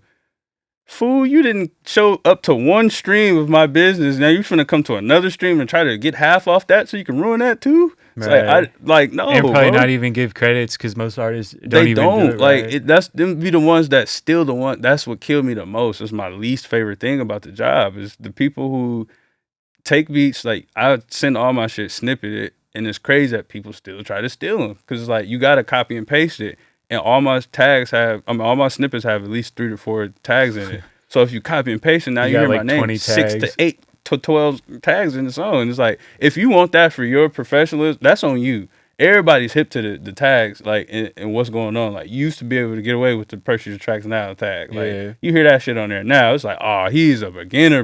Like you don't care about nothing. So I feel like more and more people are stopped. You know, I thought it would stop, but people still doing it. But on our end, it gets that's like to keep track of like if somebody does steal the beats. Yeah, like the content ID and everything. Like we found that out in like 2020, like right in the pandemic. Like that you could get, that was the hack to it. Cause like I wanted to get on YouTube so bad, but I'm like, you can't have my job depend. Like I always had bills. Like I moved out on my own when I was like 17. I was like 18 going to college by myself. So like I've always had rent and shit. So I'm like, I would love to throw it on there. I'm smart as shit myself with like finding loopholes or like deals or just online shit. So I'm like, I know for sure if my rent due and I ain't really got it this month and I want to do a sale, a buy one get one, and I put it on there, I know me on the other side would be taking it from YouTube and using it till I can get it. So it's like I knew for sure like I didn't want to really be on there like that because I would be doing it. But once content ID came out, I'm like, oh yeah, now I'm protected. You hope now I can put up. Please steal it, steal the shit out of it. I enjoy that. Like for real, I do it once a month. I go in there, I find the producers that's doing it, or like really the main thing is just finding an artist. That's the best part. It's like I ain't mad at you. I'm finding you and discovering you through this thing. Like I would have never met you. Like this is pretty damn dope. Now I can go to your city, wherever you're from, and link up with you in the studio if I feel like it.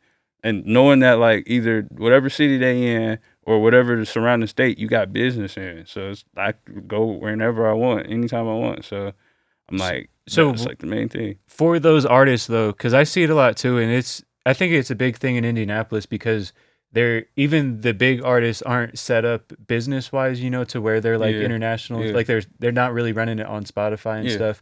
So what do you recommend for that artist that's not even wanting to buy beats, sort of, you know, like how do you recommend they take those first steps to be a pro? I would say eventually like it's good to you getting the shots up, like if you just download them, just using them. But eventually like, it's gonna come to a point where you realize like, damn, I really can't do nothing with this song like that. I don't have any ownership over the rights. And if I do something, you can't even be mad if somebody hit you up on some business because you're not thinking about the business to start off with. So I would say it's good to start off if you're a beginner artist and you just like, I don't have the funding, or you just not that confident in knowing if that's for you. That's a good step to start. But I always tell my artists, and I think my artists respect it the most because I don't tell them they have to buy it from me. Like I find ways to help my artists save money. Like if it's something that's a lot of them buy their home studio and they'll call me, I'll give them advice and be like, why are you doing this? Like, I'm literally taking money out of your pocket. Like, well, eventually it's going to come a time where you're going to get tired of doing this by yourself. You're going to come to the studio and you're going to get a better sound. You're going to realize like, it's always going to be better in the studio.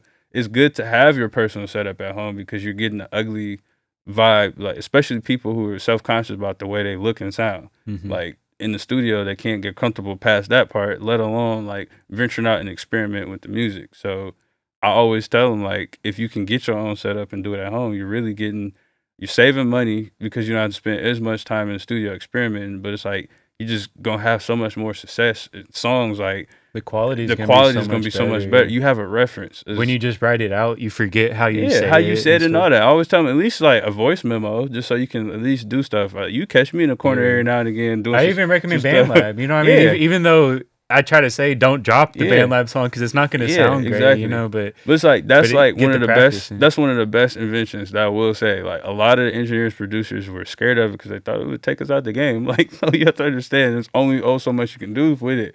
But like for me, it started helping my sessions like go by faster and more progress in these sessions because they're spending less time figuring it out with me. Like, and they're knowing exactly what they do. Or when they're in the booth, it can just pull it up and just listen to it and stuff. So I feel like that's really for me, like, and then as a producer, like just on the go cooks and stuff, like just slap something together just before I forget the idea and stuff. Like that's one of the best inventions for in our game. But no, yeah, that's facts. For sure. So if you had to prescribe kind of 5 things for that beginner artist to make sure that they have, you know, when they come to the studio or just in general, so that they're being professional, what sort of do you recommend as like easy things they can do? I would say have your vibe for sure would be number one. What's your direction of where you want to go? I feel like I said earlier with the college, I feel like they should start with that. I feel like there's no right or wrong way to do it because if an artist comes in and say they want it as loud as it can go, distorted, like, out of key, and if that's what he wants, that's right. Like even though it's wrong by the book. So I would say come with the direction and the vibe for sure. I wouldn't necessarily say lyrics because a lot of them just go off the top of their head anyways. So that's what I'd probably just say, just the vibe. Like know what you're there for. Yeah, sort of. Like where are you trying to go? Like, because that's what it all depends on. Like I can only just navigate you and like make it sound as good, but it's your journey. Like where are you trying to go from beginning to the end of the song, like or songs. But I would say that would be 1. 2, you don't have to have it, but it's always good to have somebody in there with you, like that'll tell you about yourself or just hype you up. Like everybody can find hype man, but like people that'll tell you how to do stuff. I feel like that's one of my top things I can do is telling people how they're doing something wrong in the right way. Bounce like, ideas off. I don't make them feel retarded for like thinking that this would be this way or something. Like I'm more open minded for sure. But I would say just have a friend or somebody that's there that could just hype you up or just tell you about yourself. If it's not a friend in the engineer, like if you don't have that person, most likely it's the engineer that'll do it. Right. Or your producer. That's really the main thing. Like I guess that would be number 3 would be coming with stems if you can. Like it just helps us engineers just so much. Like we can only do so much with these 2 tracks.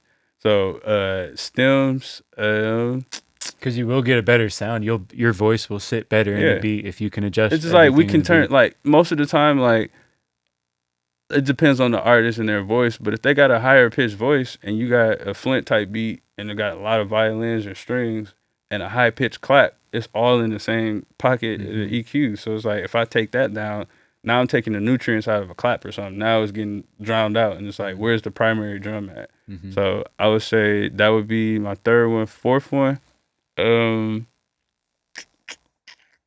let's see. What about like getting their stuff set up? You know, like whether it's DistroKid or whatever, like what do you recommend for that? I would say for sure find your platform that works for you. I'm currently in a shopping game and finding what's the best one for myself. I was with DistroKid from like 2017 up until like now, and I just at that point where I just want to explore and experiment. So a lot of my artists, I'm helping them out by me helping myself too. Like they're asking what's the best one, and I'm trying to find what's the best one that could get me out there. My LA guy called me yesterday, was talking about Spotify, like how they're getting just terrible. Like he did a lot of streams last year and they was barely trying to pay him. And then DistroKid is trying to like flag him for fake streams and stuff. He's like, man, like I earned this. Like y'all just don't want to pay me. So he thinks it's through DistroKid and Spotify alone because his other albums that he did through other platforms are good, but they're still on Spotify and all that stuff. So he thinks it's just DistroKid and Spotify. So I'm trying to figure it out. I talked to Mixby.com. He's an engineer with QC. Yeah. He said that he doesn't trust DistroKid either, which it says it gives you 100% of the royalties, and it'd be weird for them not to, because that means they're collecting money and just stealing it. But it's like you see now that they're not even trying to give you a payout if you don't hit 1,000 streams, like at minimum. I'm just like, that's crazy, because it's like 1,000 streams is only like $1 almost, like $4 or 40 cents, something like that, depending on what percent they decide to give you. But it's like I don't get it because like y'all and understanding how the pie gets split and knowing that you do got to make sure you're actually getting the royalties because maybe he didn't add the YouTube producer or something to it, and then they're actually going after 100% of the royalties because he didn't read the lease agreement. Because I've seen that too. I've made fire tracks, and then I'll just look at it because I have it pulled up anyway on YouTube, and the artist can't make a single dollar off of it because it's 100% to the YouTube producer, which is crazy. It's crazy. It's like I'm recommending like step one, just having that like those beats. Like if you just no matter like who you get them from, just buy beats like in general. I feel like it would probably make sure you can own part of it. Yeah, the it's like I feel like I'm probably going to campaign this year for producers. Like just buy beats, man. Just don't matter what it's from, who it's from, how much it costs. Is if the faster you can get ownership, the faster you can make it back. I feel like it's my job as a producer, engineer to show them ways of making their money back because that's what guarantees them to keep coming back. Yeah. Like, no, I believe that too. You got to help them with the business because, like, otherwise, like you said, they're working a day job and then they're not even set up to make any money back. They got families or they don't even know about taxes and that, like, the studio time is a tax write off. Buying a beat is a tax write off. So, really, my taxes right now, I'm like, well, I didn't know like the rental part of it. Like, even though I work at the studio, I still give them a percent of the money. It's a tax write off for you. Yeah. Like, because if you tell them you made $30,000-$40,000, they're gonna want that back. You're like, hey, hold on, like I made $40,000, but I gave the studio like 13 of it with the hourly rate that I pay them. So like that's a huge thing. So I say, now I think about it, 4 would be the distribution platforms and the taxes. Really just the business. Know the business. Number 4. And then 5, some water. Like that's the number one thing. It's real simple. It's like you be shocked. Like I just had a session right before I came here, and he was struggling through this one part. I'm like, I'm finna go get some water real quick. No, I'm good, bro. So I finna go get you some water, bro. He came back, one take. It was like, just knowing, like, just that water. Like, and he booked 2 hours and did 6 songs. And so it's just like, and it's like, he didn't cheat himself. Most people is like, I didn't get to touch nothing like that, but it's like, it's still like wasn't like a he got good typical, takes. He didn't just one take it all. And he punched in. I'm real fast at it, but it's like at the same time, like the way I had that, it was his first session. He like I think like 18, 19, and it was just like kind of shy. So I'm like, and then he said this was the first session. He's been recording since he was 16, but first studio session. So I'm like, I need a booster for him. So I'm going to go live on him. Like, just let him hear himself live. Like, just everything processed and everything. So it's like, once you got that, it's like a safety net. It's like, I know I don't really sound like this, but like, it's giving my confidence to You're push seeing through. How it's going to be. Because that's why. Rather than listening and playing it like, is that right? We didn't have to play anything back. Like, anytime I would play it back, like, he just started recording, so eventually I just stopped. Like anytime I'm just playing the previous you bar, say, hey, listen to this recording. one, and then they rap the whole time. Like, so I wound up thinking like, I'm about to just save him so much more time, like by just recording every time I just play it back. I think it helps. That's why I try to mix as much as I can without causing latency. If you turn on like the master channel or something, it'll cause latency. But and like some people don't like putting auto tune on, but it's like you want them to lean into it. You want them to be able to hear it. So most they can of the time they can't out. sing for real. So it's that's gonna help. And then it actually is rare. Like the people that like can really sing. Like, it is pretty rare. When I get happy every time, my eyes just feel like they light up. Like when it's a new artist, especially. I don't know if y'all like if you get booked like with random people online. Like just random shit. Like I wake up all the time, almost every day. I'm like, who is this person? Let me go do some research just for the sound, not necessarily safety, but it's like, what can I expect out of this artist? And when I can't find them, I gotta wait for like me to get to them to the mic, and then I can hear them sing. I'm just like, oh, it's about to be so much more easier. Like I'm not gonna have to depend on. It's always the ones that come in like, I'm about to change your life. They're the ones that are trash. You know what I mean? Like the ones that are like, you're like, I'm about to blow up. You're coming with me, and then but you haven't even heard any of their music. I promise you, like they do it all the time. And my thing is, I take people's word for it. Like I never like knock people for what they say. I at least give people some type of idea. Knowing 90% of the time it be cap, but it's like I still give you that room just in case like this may come to what you were saying that this could be. But I feel like like probably 2 years ago, this artist walked in with that same energy. This about to be the best song you ever heard. It's like, all right, bet. Like that 10% of me just knowing like this could be what is the song that changes my life. Like fuck it, I'm in LA. Fuck it. And bro recorded probably one of the trashiest songs just because of like, well, I will tell people like just let your music do the talking, because it's like a person like me, if you say that this is gonna be the best thing ever, now I'm excited as hell. My expectations are super high, and I've heard some very great music in my life. So like to hear a local song and like not even a song that will go viral in the city alone or in that region that we was in, like. Because you partly have to feel like that as an artist, but that's where I see like the ego too. You know, where like you know how you described, you saw Zero cooking up and you were driving home in silence, like thinking like, damn, maybe I'm totally off or something. Yeah. But then you still decided to cook up, you know, because a lot of people aren't objective with themselves as an artist. You know, like they think everything they ever say is perfect. You know, to where they never get better. You know, but I feel like like for me, it was like if I did go home and I didn't cook, now I'm a hater. Like, I'm mad at him. He came. I'm the first engineer, or producer. If you always just thought, no, I'm better. He was all right, but I'm better. Is that still going? It's like a little battery. That should be okay. Yeah, we're still running. It's like fuzzy though. Yeah, I didn't know if you wanted to take it off. It'll be okay because it's still recording. It would be fine. But I feel like if I didn't go home and practice, like then that would be me admitting that like I don't like him because he's essentially better than me. The thing was like there is no such thing as being better. It's just he had more experience. He's put more hours in. But knowing that, like that's and you knew you could get better too. That's why you started cooking. You know, like. It's not like you thought you were like already there. You know? In my mind, there's never been nothing that I haven't been able to do. It's just something I like choose if I want to do it or not. Like, but if I really, it's the most cliche thing ever to say in life. But if you put your mind to it, you can get anything in life.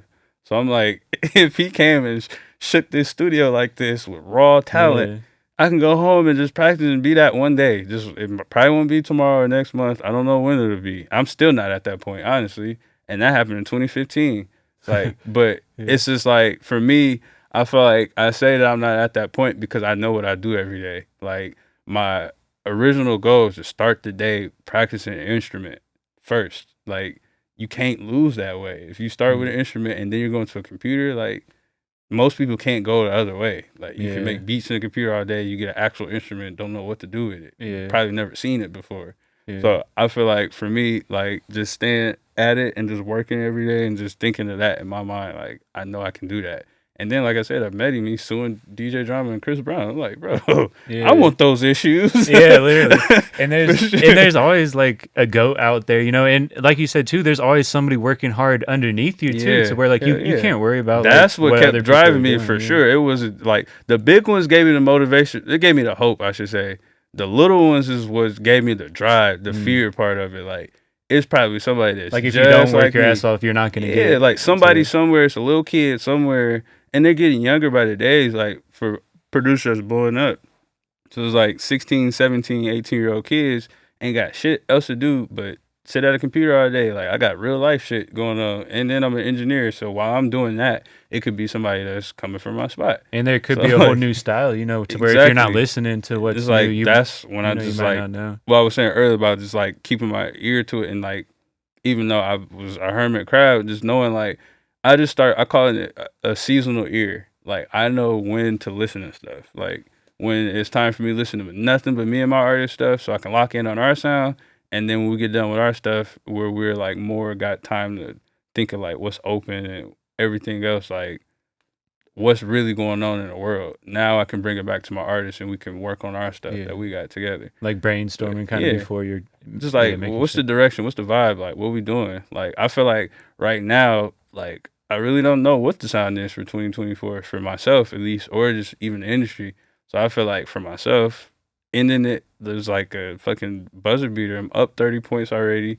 I'm still in the studio until the last buzzer. Like I didn't check out. I'm still in the game. I'm cooking. I started it in the studio doing the same thing. So I feel like it could be me, or it could be you, or it could be any of us that do it to make the lane for what's the vibe for this year? Like This is the best time. It's like a fresh season.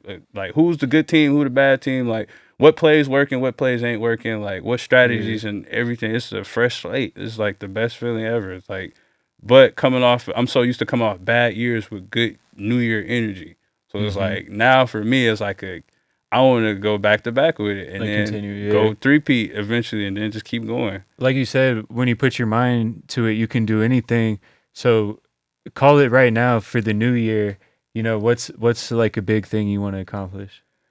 Well, I thought about that this morning. I'm like, personally, I got all my personal and my childhood goals down. So I feel like for myself, like I can really think really broad for the first time in my life. I ain't never been able to think like outside, like real unrealistic dreams damn near. But honestly, personally, I'm going for producer of the year in the city. So I'm coming for that for sure.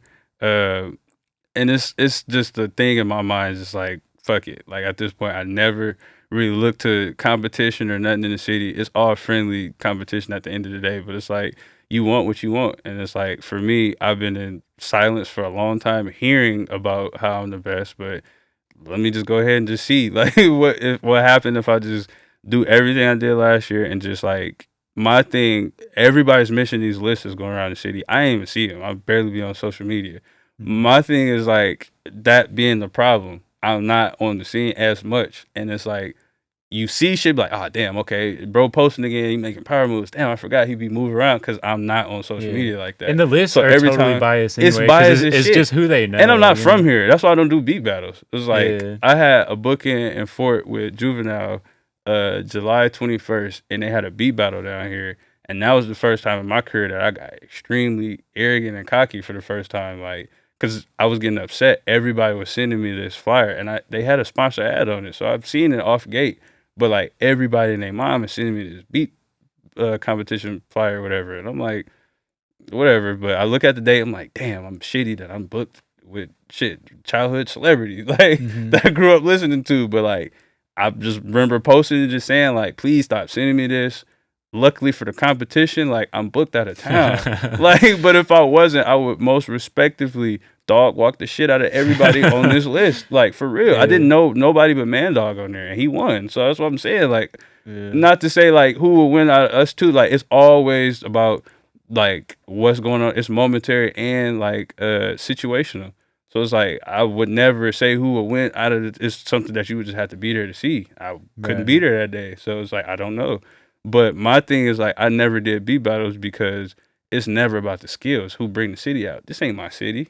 For sure. Like, came down here and did my thing, but it's like, nah, like, I ain't never came down here saying I'm from here or, like, and what does that even mean? That exactly. 10 people in the room think yours is better when really there's millions of people. Who brings out the most people? Because at the end, it's a cheer, like, okay, who's make some noise for this producer. Oh, yeah, like where it's literally just if you got, and there's been times where I done brought my artists to competitions like that, and they took too long at the end, and everybody left, and the only people that was there was the person's people, and they made the noise, and they won. But my artist set it off, and everybody was confused. They went first, and they set the tone. Everybody was, like, shy and, like, just real weird at the beginning, and they just a group and they brothers, so they just like on stage just crazy energy, and they set it off. Everybody else more comfortable doing their shit because of what they did, and they didn't win. So I was like, from that moment, I knew like that was just sealed the deal. I did a beat competition in like 2009, and it was the wrong type of genre, and they gave me and my partner a beat. I think it was a beat we worked on for probably like 2 weeks, and it got like a 3 out of 10. But when we sitting there, we young, we could barely even get in the damn club. And they bringing in crates and moving tables and shit. I looked over and was like, oh, we done fucked up. Like, we had the wrong type of competition. This is like a hip-hop beat battle type shit. We came in with a hard-ass trap beat that we worked like 2009 trap. They just hate FL Studio. Like, and that's what they asked us. Y'all producing FL, don't y'all? I was like, yeah, how do you know? And from that moment, I'm like, how can I make my shit not sound like it's coming out of FL? Like, but they probably just, but even that, like, they probably said, like, that, you just have to understand as a producer that, like, you don't need, there is nobody else out there that's going to be like, oh yeah, that's perfect, and then that's going to mean that it's perfect. You know what I mean? Because everybody has different perspectives, and there probably artists out there that would have picked your beat over the rest of the beats in the competition. You know, that's true with literally the most trash of trash beats. You just never know. That's why I always call it situational, and that's why I've never fed into like the social side of it in a good way. Excuse me. I feel like I always did good with like doing good stuff with negativity. I thrive off negativity. It's like the number one way to get me to do something, saying I won't, and watch me do it 3 times. For sure. No, I feel that too sometimes. But I feel like it's kind of like at the same time, like if it's that, and this is a thing that can't really be pinpointed. Like even if you had the top 5 producers of all time and they're the judges and they pick, like that's situational too. Who's to say why are these 5 people the best producers? Right. Like it's always gonna be something. It's always situational. Why would you drive yourself crazy trying to be the best at something that can't be proven that you're the best? So I've always just did there are other ways to win where it's more impactful than somebody else's opinion. My thing is like I never looked at anybody in the city as competition. I've for one then booked every damn studio in the city twice. Just like as a person booking my people and having to find a studio to go to.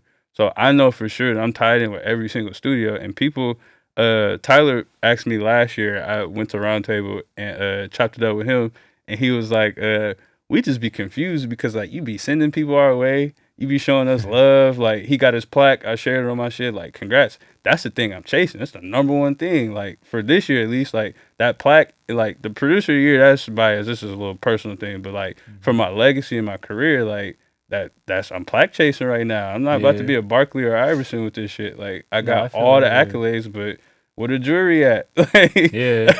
And you know how that impacts your business too, because it is like you got to build your portfolio, and then like the amount of beats you'll sell once you get like a plaque in with like a new hit song, whatever. You know, like that's verified, and there's money that's attached to them plaques. So it's like, man, like that's what we really going for. But I feel like I never really competed because it's like at the end of the day, for me, who got the placements? Like what? That's the count. Like, it ain't never about like the streams is one thing. That's an aspect of it, but it's like as a producer or engineer, like who the hell have you been in these rooms with? Who's really like fuck the judges and who's the local person? Like what did you do legacy wise? Like that's what I've always driven myself from. And just in general, if there was only one studio and one videographer and one engineer, whatever, there would be so many less rappers in the city, you know what I mean? So where like there ain't enough space. And there really aren't that many studios, you know, like compared to like Atlanta or somewhere where there's a studio literally every block every fucking corner. Yeah, but like the more that it does build that scene, the more people will be able to see who the top rappers are. You know, like the more you can see who the top producers are, because you have to have like a centralized place to be able to even seek that out. You know? And that's always been my thing from the jump. It's like, then what I was telling you earlier, like I've always got money by myself legally, but it's like, you know what I'm saying? Like as far as with a group of people, like it seemed impossible. I met him and it's like, once we know I went off and did college and start going to LA and stuff, we start talking less. It's like, I found myself trying to look for people that's the first family. I play beats for first time, get signed, healthy family, good people, never bad issue at all. One studio room, no arguments, no nothing. Like, pure love, magic, creativity, and acceleration. Damn it! So I feel like that's like, good business though too. You know, but it's like the bar was so high though. It's like you're not gonna find that. Like I'm not seeking for it, but it's like that's the ground, that's the foundation of what you're expecting for people. Respect at the minimum that I had over there. Fuck the love and everything, the respect. Like it was always good business and shit. So you go somewhere else that got bad business, or they questioning why you sleeping in the studio, or like why you doing this or that, and they just in it for like you just wound up ran into some money, you just dumped it to music, and you don't know the intangibles, and you try to make my life hell for trying to help and get money with you. I can go anywhere I want to get money by myself, but I thrive better when I get money in groups because I'm making money. I'm giving them business and I'm getting out the way, knowing damn well they're still succeeding. I can just jump in anytime I want. Synergy, you know. So, but that was just always my goal. And then like on the producer side of it, he was selling my beats out of the studio. So it's like, for me, if you want to relate it to like the drug movies coming up, it's like, that's like from becoming a corner boy and now every studio in the city selling your shit. Now you a kingpin, you just sitting back and just watching everybody. You could take your foot off the gas, but you know damn well better to depend on another man for your success. Like even for the studio, like all my friends, like why the fuck you still you got a studio that's selling your shit for you? Like you probably never have to send a link again. I'd start sending it more. Like, well, and how many studios technically are there throughout the world that could sell your beats too? You know, like producers can find different ways to lock in, and you want to find creative ways to sell your beats. You know, you don't want to just upload to YouTube and think it's your not job's gonna work done, like that all the time. It's like, but it can. It's a chance, but it's like I feel like even if you post to YouTube, there's still more you got to do to market your YouTube. You know, so people are gonna see it to find it, like searchability. And it's like even if they do find you, mine was always much better because. Like, even going to LA, like, I'm trying to introduce myself to the head engineer of the studio that I'm interning for, and he already knew who I was. He did his homework and heard about me already. So I'm like, before I can even get the third letter of my name, you told me, shut the fuck up. Like, I know who you are already. Like, you took long enough getting out here. Like, I was deciding it for a long time. But I feel like that helped when you are more so, like, concerned about, like, the work part of it instead of, like, the YouTube and all that stuff. It's like, if you can go word of mouth, old school style, and have everybody talking about it, and then in person they meet you and you check out for it, they'll never leave you. Like, for sure, they're going to keep booking every day. Like, I see you on the internet, or like I said earlier, people walk in, hey, you the dude from the TV. Like, I got a name. Like, I am on the TV, but I got a name. Like, but that's, you know, how can I book with you? Like, I see you on the TV, and then they get in the session. Like, I don't want to go nowhere else. Like, hey, man, I'm about to be sick next week or going on vacation or something. Like, I don't have to book you with another engineer or something. Like, nah, like, I want you. Like, it just checks out when you can be what you are on the internet or what they see. Like, for sure. And artists are so tied to other artists where, like, most of the time when you have a good session like that, their friend on the couch is actually an artist too. That's why they're there with you, you know? And then, like, that to me is the best, like, form of marketing is the snowballing of word of mouth. But so you just never know. But it'd be nice to go viral on YouTube, but that's like hitting the lottery. Yeah, it's fucking next to impossible. Even when you do go viral, like the payouts not really all that either. So it's like kind of essentially chasing for clout at that point. Like you're trying to be trying to get discovered instead of being discovered. But I feel like the word with of mouth, me doing that, it was like essentially I didn't realize till like 2021. I'm like, well, damn. I really could go 14 different. I'm in 14 different places at one time, and most people are like, "How are you doing?" All right, a little technical issue, which is nothing new to a room full of engineers, right? No, for sure. Yeah. So we were talking about like the power of a good network, you know, and how important it is to sort of build your team up, and how even the different studios work together, you know, and how like it's not competition, you know. The more each studio, each engineer, and each producer goes up, the more artists are going to break through too, you know, and just the more everything builds, you know, which I definitely agree with too. I think it's important to understand that because sometimes it feels like, oh, damn, they went to the studio and, you know, you can take it personal as an engineer, but really it isn't even personal to the artist, you know. It's like what I was saying about Germany, like, it's like it would be me being mad that she comes here all the time, but it's like I've never got to record her before, so she clearly had her spot before she met you, but she buys beats for me, so it's like, why would I get mad? Like, I get to make money digitally and don't have to spend the time to get the money to do it. Like, I've already made the beat already, and she's just gonna buy it, and then somebody else gets to record it, and then we make history, and she's one of the top females in the city in my mind, so I'm like, I'm not mad at it. And who's to say that, like, even if I did get to record her, like, what if that's a session I'm off that day and then the song drops and now it's on me? So it's like, I would rather, that's the main thing I would say about the media company is knowing that I'm giving these plays to somebody else who's more passionate about it and who's better and, like, guaranteed that it's going to be 100% customer satisfaction. So, like, rather than me just taking the fame and the glory for myself and saying that I did it myself. The only thing that comes with that is exhaust. Like, honestly, you get more, but it's like you just feel like you just ain't got no time for nothing. You always tired and just feel drained all the time. But just knowing I got some of the best people, and the thing about our media company, it's not like a thing that, okay, you're signed to this. Like, we're taking the best people who are in their thing and just basically just getting them booked, honestly. And we don't want nothing from it. Not like you owe me this on the back end or nothing like that. It's just like the thing that I'm getting from it rather than money is peace. Like, just knowing that my company is doing what it needs to do and I get to go do what I want to go do. As long as I get to do that one time a day. Like, I figured that out about myself last year. As soon as I try to wake up as early as I can in the day and just get my part of the day done, that way I'm not in the sessions mad. Like, find yourself getting mad. Like, hey, can I book another hour? Like, fuck, man, I really want to go. It was like, why are you getting mad that you're making more money? But if you do what you want to do once a day, like, you can't be mad. At least in my mind, I'm like, you got to do that. If you get to being mad about it, then you greedy. You don't want it. Like, hold that thought. I'm fucking screaming. I can only imagine like the shit that would.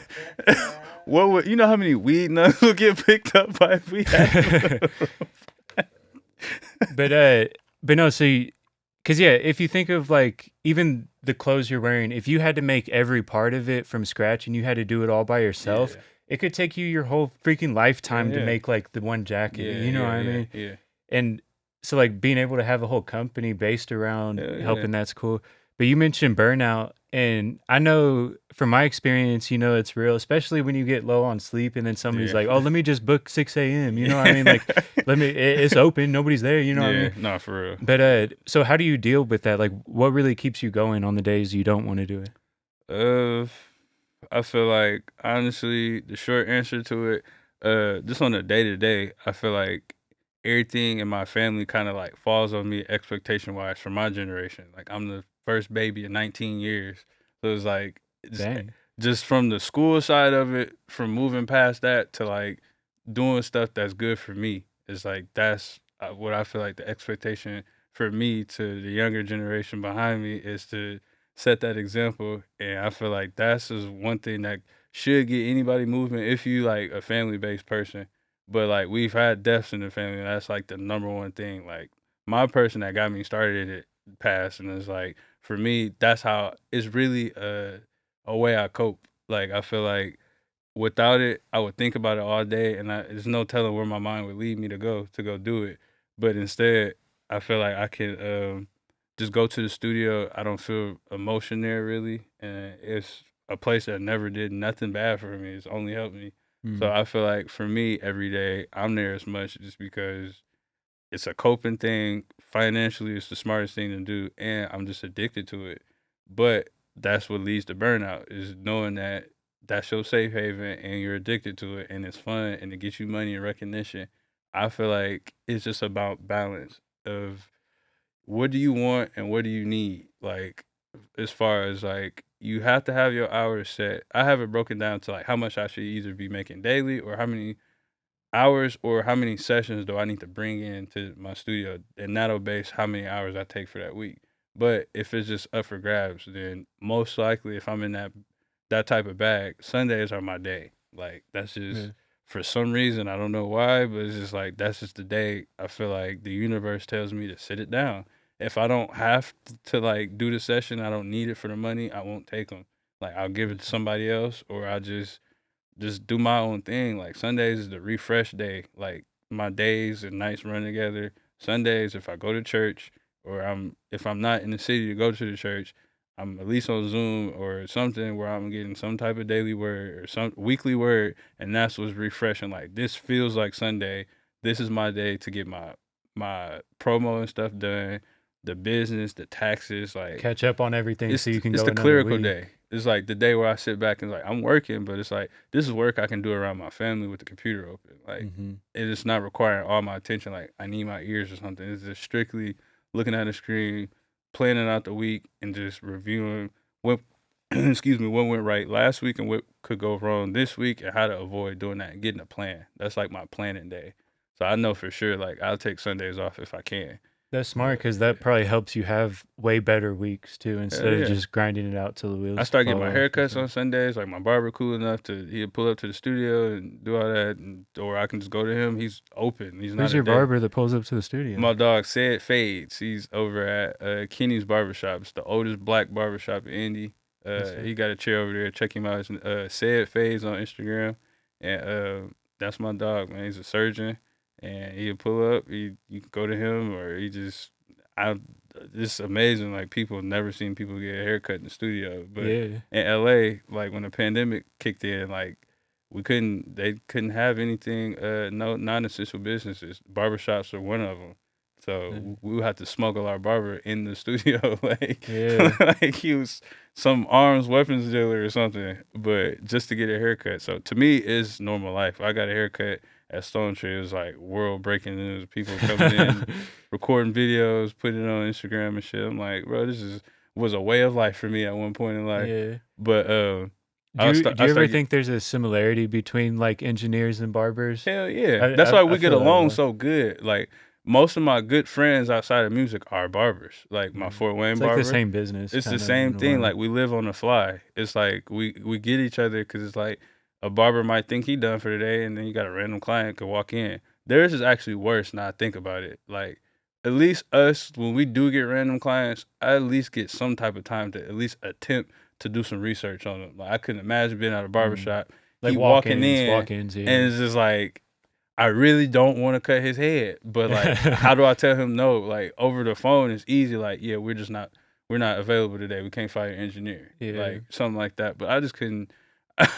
picture just the social part of it, and you touching another man's head at the end of the day. Like, what's some? But you have dealt with crazy sessions. I already know. You know, I'm sure whether it's people like turning up too much or just like the random, like crazy ones. What's sort of like one that comes to mind when you think about that? My session in LA with, matter of fact, I did have a session with Spliffy Boys.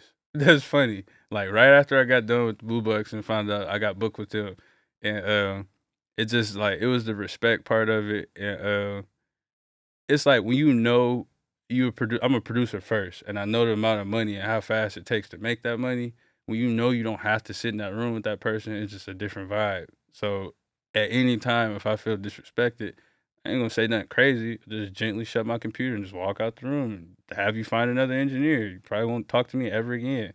Yeah. But it was just the more respect. Like he just came in. They were like probably like an hour and some change late. So I texted the owner, asked where they come in, and he texted them and said they was pulling up. One of them got there first, and that was the rude one. He just came in. You know how it is when somebody late and they trying to rush you. Time starts at 5:52, right? Yeah, like, no, I'm sorry, bro. It started a whole hour ago. I'm so sorry. I hate that for you. Whatever happened, I really hate it for you, but I sat here. Like, that's all that mattered. Like, I sat here. And you can't just extend it 2 hours. It's like, especially that's the worst type that, like, when I'm mad that somebody's late, because, like, if I can't push it out, that's less money. Like, if we get to a point, like, okay, like, you so much time late and you just feeling bad for whatever happened, like, yeah, it is what it is, or the studio won't charge you for that hour, that's cool. But it's like, man, like it adds up if it's every time. It's like every time. And then like if you can't book it out and you really dependent on that last hour for the bread, like now, or if they're trying to smoke too, and stuff, it just like, adds up. People try to take lunch breaks and all that. So that was like a big session though, in a way. It was like so what happened? He was being rude. He just came in, just rushing. You know, they'd be late, and they try to just make it seem like now you got to work faster because they got less time. Yeah. But he just came in. He rushed. I tried to do a test run. He didn't want to do a test run. He's ready to jump in, like to get levels. Yeah. Which is crazy too, because like you need to get levels. So otherwise, it's gonna be messed and that's up. why I'm like. And it's like, by this point, I'm knowing, like, not to over-explain myself because I'm knowing, like, people don't like to buy the book engineer like that. So I'm like, okay, well, fuck it. I'm going to let you do your thing. Knowing I ain't never heard his voice, whatever, blah, blah, blah. And we record, and I just hear him say, like, hey, I don't want to hear myself ever. But he in a booth, a voice-isolated booth. I'm like, I ain't ever hearing, but all right. So I just turn it off. We record, and I hear somebody bang on the glass. I look over. It's like legit like a gorilla, like banging on the glass. Like look over, it's a door with a glass and he's banging on as hard as he could. You hear me, bro? It's like, I can't. You voice isolated room, you know, you gotta mute it. Well shit, make it to where I can hear myself but barely. All right, whatever. So I turned it down, and then we recording for X amount of time, and then his friends came in, the rest of the group came like 30 minutes later, and they calling him while he in the booth. He's like, here I come. So I hit the button like, yo, I can just buzz him in from the iPad. Oh, yeah, do that. So I do that, hit the button, and they're not pulling it. So I'm telling them, yo, I'm pressing the button, pull right now. And they're not listening. So on my soul, he gets out the booth, he walks, and I'm thinking I could have been tripping, but I thought I heard, dumbass motherfucker. Like, I'm like, is he talking about his You friends? don't usually accidentally Like, hear that either. it's That's like real specific. And it's a long ass hallway, so it's just like sound engineers know that shit travels. I'm hearing everything. Like dumbass motherfucker. I'm like, I hope he talking about his friends because that was dumb. You're not opening the door when I'm telling you to pull it. Yeah. But again, I'm like, he could be talking about me. So I'm feeling the way when they come back, and then like I'm so locked in. Like the friends come in, I'm just in that zone, and I ain't get time to like turn around and shake up with everybody. So like 30 minutes later, you get done with the song. I wrap up, yo, blah blah blah. This is this, yada yada. My name's Scoob. My fault, I didn't get to talk. I was locked in early. Yeah, was bro in there? Was he rude or something at all? I was like, I mean, I'm just more like, aggressive with just energy and like just timing. Like considering that y'all 3 hours late, that's a given though. Like, like I expect y'all to be rushing when y'all come here. But it's like, yeah, he was tripping a little bit. Oh yeah, bro, out there tweaking out the shits. I'm like, I don't know what the shits was, but the shits was finna get me to walk out the stew, and y'all would have been looking dumb because there was no other engineers here. So y'all would have paid $200, $300, $500 for this session and ain't got nobody to record y'all music. So for me, that was like the wildest thing I had to endure, just because like. But you made it through the session. Yeah, it's and eventually like the funniest part about the story, bro fell asleep, and that's when I remember thinking of people like as objects in the room. If they piss me off, now you're equivalent to a chair. Like you're just a person. But when he fell asleep, I was like, good, stay asleep. Like, don't wake up, bro, because he's annoying as fuck. But I'm gonna get this money. Ain't nothing ever. And when people are in there way too lit, like it kind of messes up a lot of things because sometimes their takes will sound slurred. Sometimes it's like I try to tell them that without like offending them and trying to tell them like how you need to be coming to the studio. Because you can turn up. It's just like don't get sloppy though to where you're like being an asshole. I always tell people I love artists. I hate rappers. Like. I love artists. If you can rap, that's cool, that's good. But it's like as an artist, those are the ones who like more so prompt, on time, organized, got the stems for you. No two tracks, no nothing. Just it's some weird artists, but it's like when you talking about a rapper, that's the one that's coming in leaned out, perked out, like tripping, rude as hell, late as fuck, like just pure, just annoying as shit. And it's like.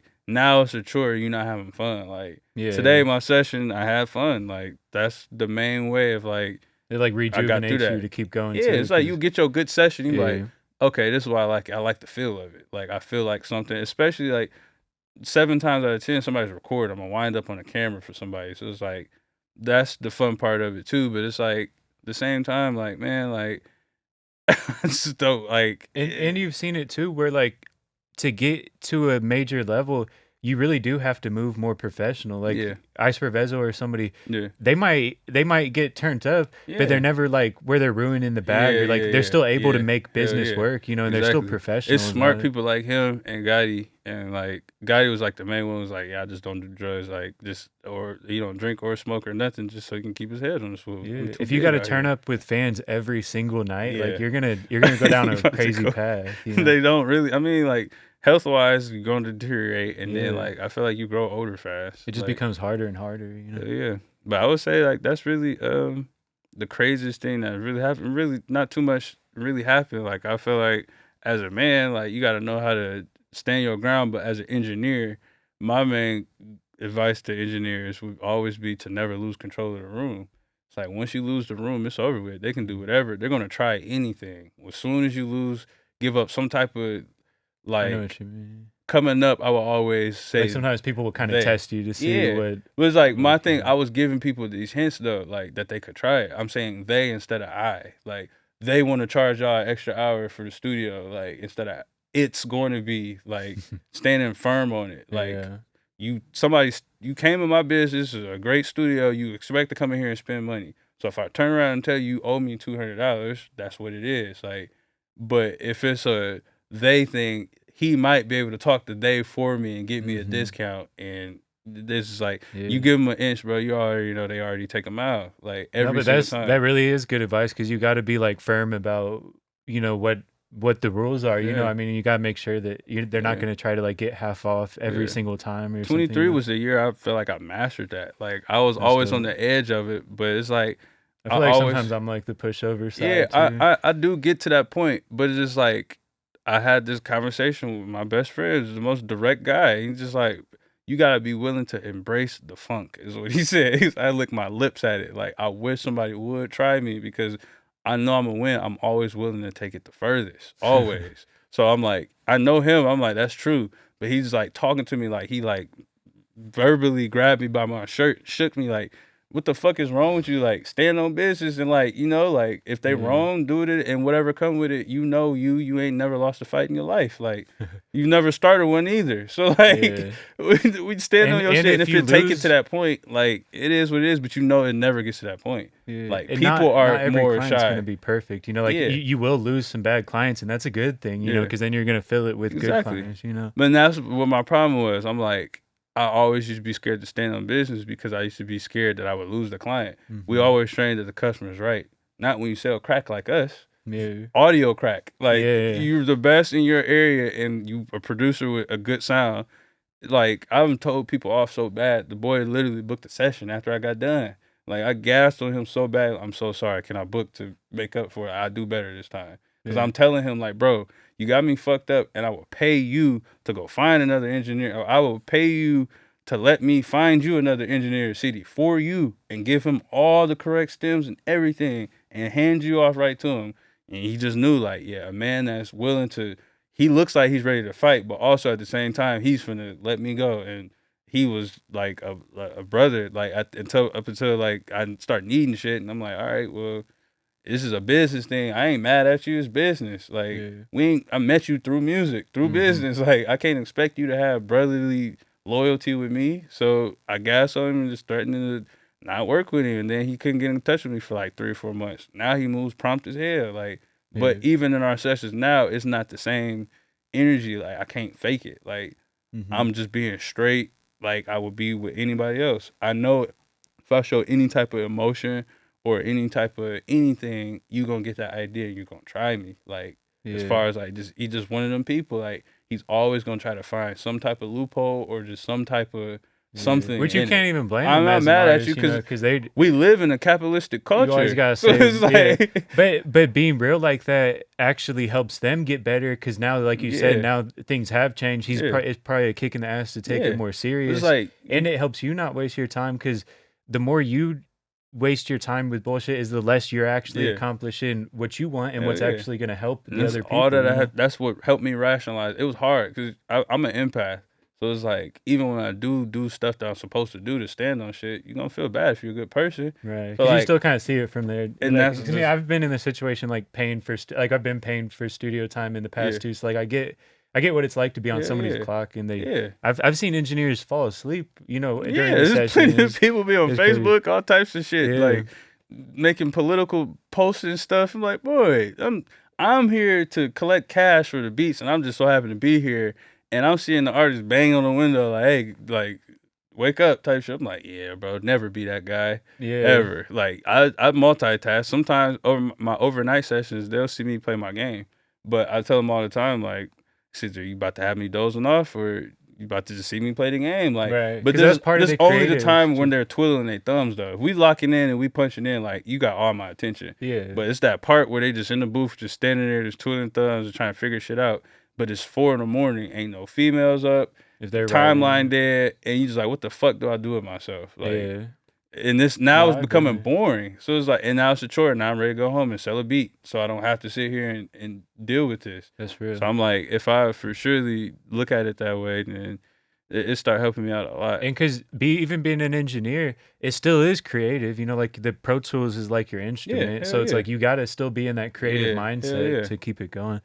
But that's just one thing that just keeps me up. This is like, and it makes my sessions go by. But all my sessions, I watch either a movie or some type of. If you stream while you game every once in a while and are engineering, that could help like a streaming channel too. That's on the way for sure. I've been plotting it for about 4 months. I'm about to upgrade my system. I got the business plan and everything for it, but it's literally my plan to like continue being a gamer as a businessman. So, like, if you really like about what you stand for your business and really want it, it's gonna become a time where you feel bad for playing it, and it's like, hey, bro, that's your nostalgia, your childhood, and your pastime. Like, if you don't have that, you'll become a crazy man. So it's like, for me, the only way to feel good about it is to make money off of it. And I feel like you should, because the they're studio, making for money off sure. you for Yeah, playing yeah. it, you know. Like And I'm your time getting this is back. money. That's all I have to like. It's strictly with 2K. It's a personal bone that I got to pick. Is why I need my money back. Like I'm giving y'all so much, and we're getting the same game. It's like I gotta get my money back for sure. Yeah. But it's a sneak peek of it is I'm calling the Scoober's Lab. It's everything is like promo is based off like Dexter's Lab. I picked the room I be in the most at the studio. It looks like I would be high as hell and would look and would feel like I was like in a lab or like a spaceship. Yeah. And then I looked over one day and it's literally a mic stand mounted into the desk. I'm like, there it is. Got it right there. You already game on the monitor that's right there. Mm-hmm. Just plug up an Elgato to it and stream and you can do it. Anytime I go live on Instagram, I sell beats. Or anytime I show my face, I realize like I actually make money. So I'm like, I started doing it for a sales thing for when I needed money. I'll just get on Instagram and go live. Like people buying beats within minutes every time. So I'm knowing like, okay, if I'm actually doing something, y'all seeing my screen, everybody loves video games, whether you play them or not. And I'm playing my beats in the background, which y'all buying anyways.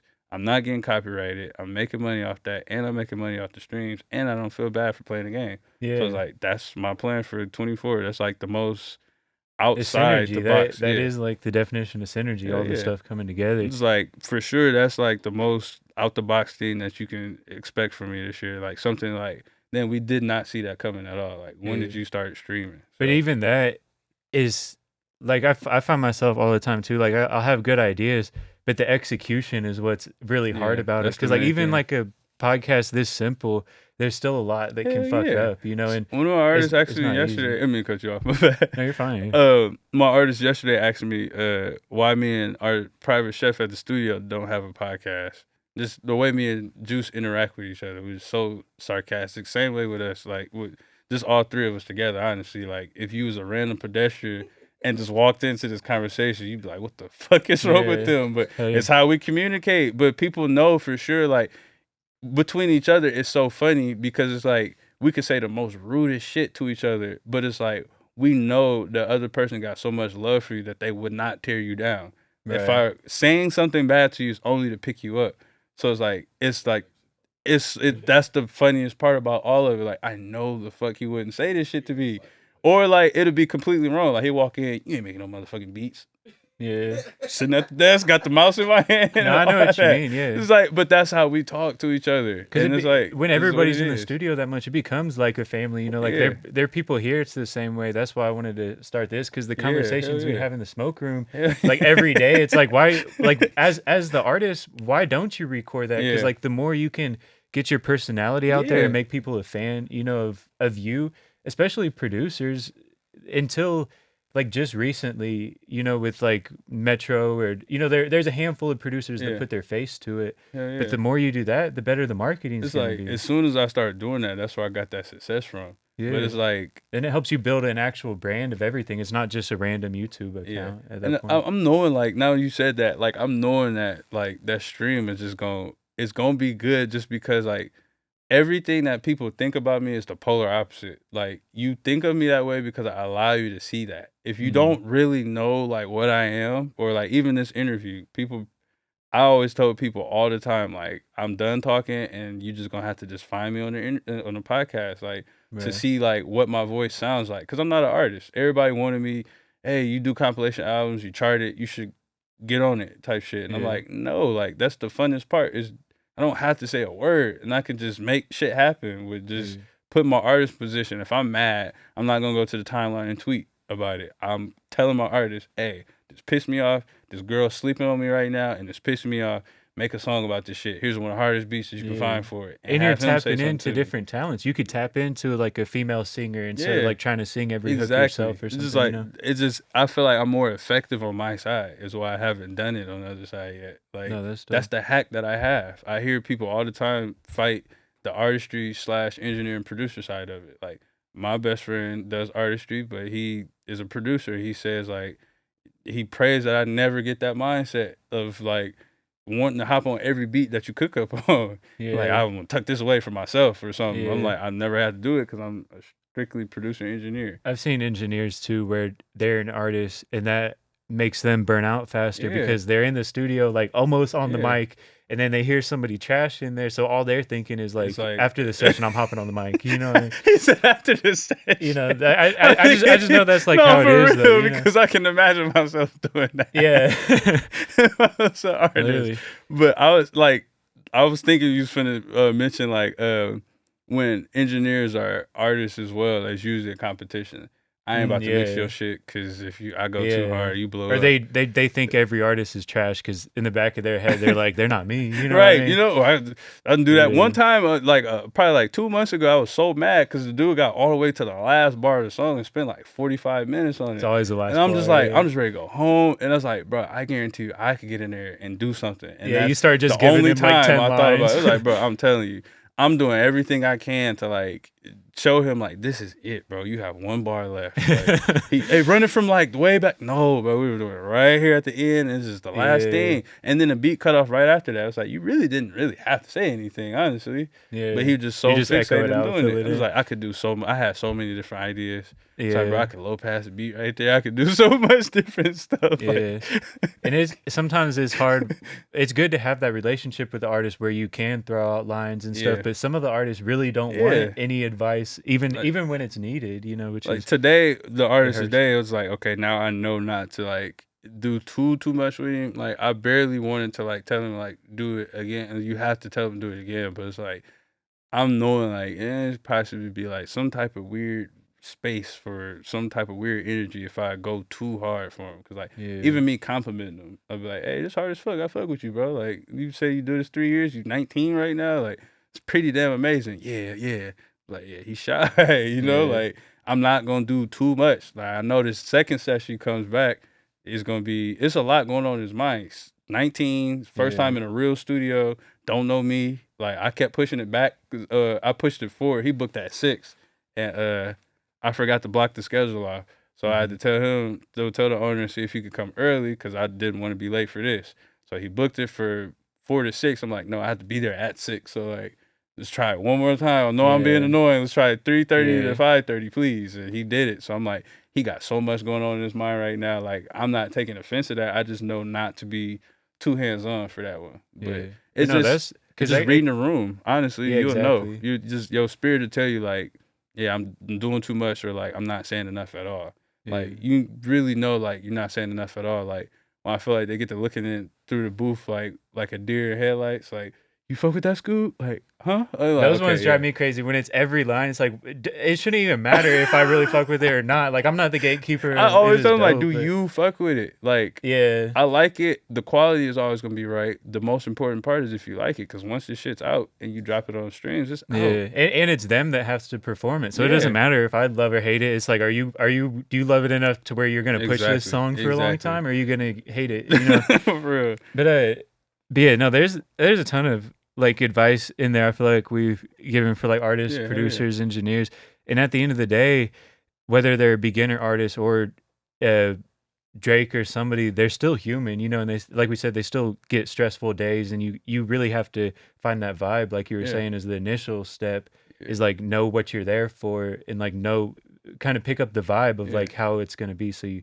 it's not that you just like Yeah. dictating, oh, you got to do it this way, Yeah. you know. It's all, like I said throughout the interview, like it's all situational. Like it's Yeah. always gonna be dependent on something. Like when somebody asks, I'm like, hey, it could go this way, it could go this way, depending on this. Or like, especially when it comes to like beats alone. Like even when you find an artist, you have a preset for their voice that works perfectly with it. It's always gonna vary between the beats that they choose. So it's Mhm. like even that at the most simplest thing is something that's counteractive itself. So I feel like it's everything that just like, that's why I pray before these sessions and I meditate. Cause I'm like, I don't know what's going to happen, but it's like somehow, some way, like I'm undefeated. I've never had a bad session in my life. I've never had something where somebody come back, you fuck these vocals up and you owe me free time. Like that's my worst fear because it hasn't Mhm. happened yet.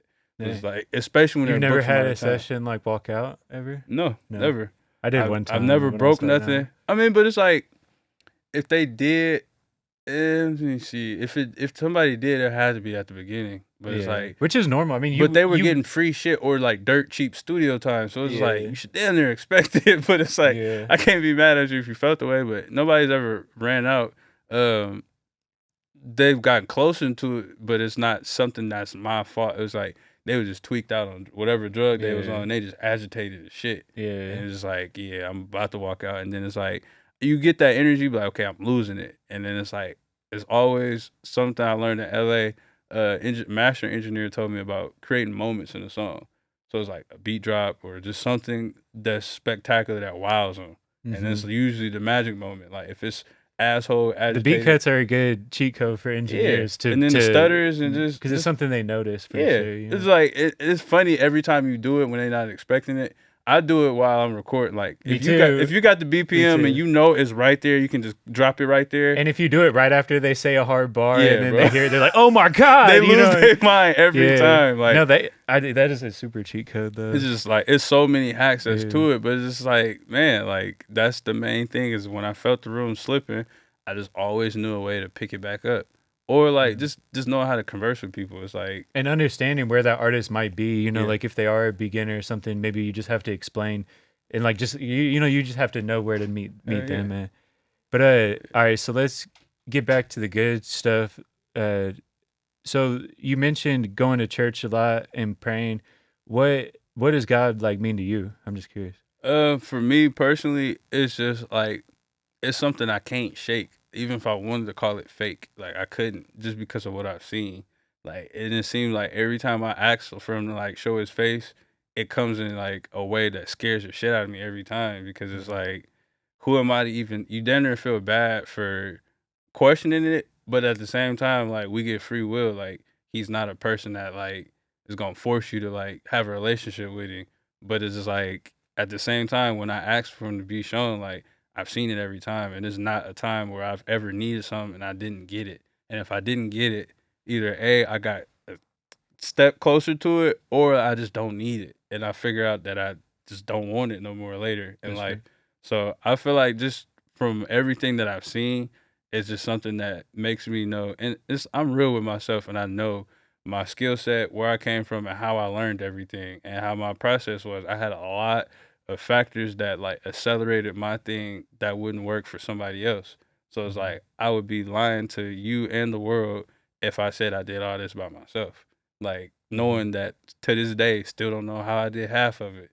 So I just know by me praying and meditating and getting my mind together, I feel like the reward you get from that, like he's not gonna force you to have a relationship with him, but if you're willing to do it, like he would look out for you. So I know for sure, by me admitting to myself, by you praying, you're automatically admitting that you need help from a higher source of power.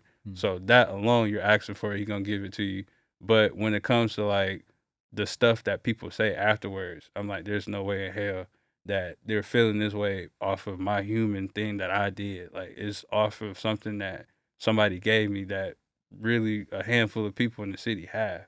So like, I just know for sure. It's everything from being born with the musical parents, you know what I mean?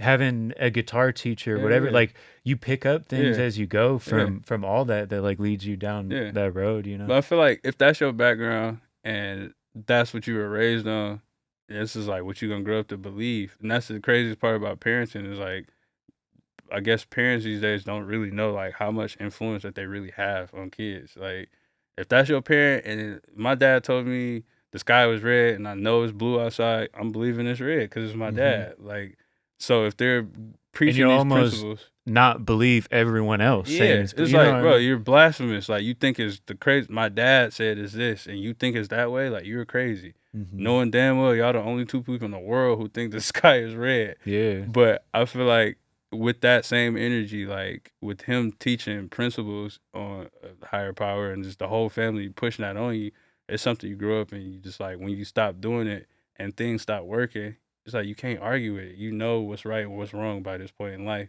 And you know what worked for you, you know what didn't work. I know every time I let off the gas and try to do it by myself and get cocky and hold my head a little too high, like I wound up tripping or something. And I gotta go back to the drawing board and figure it out.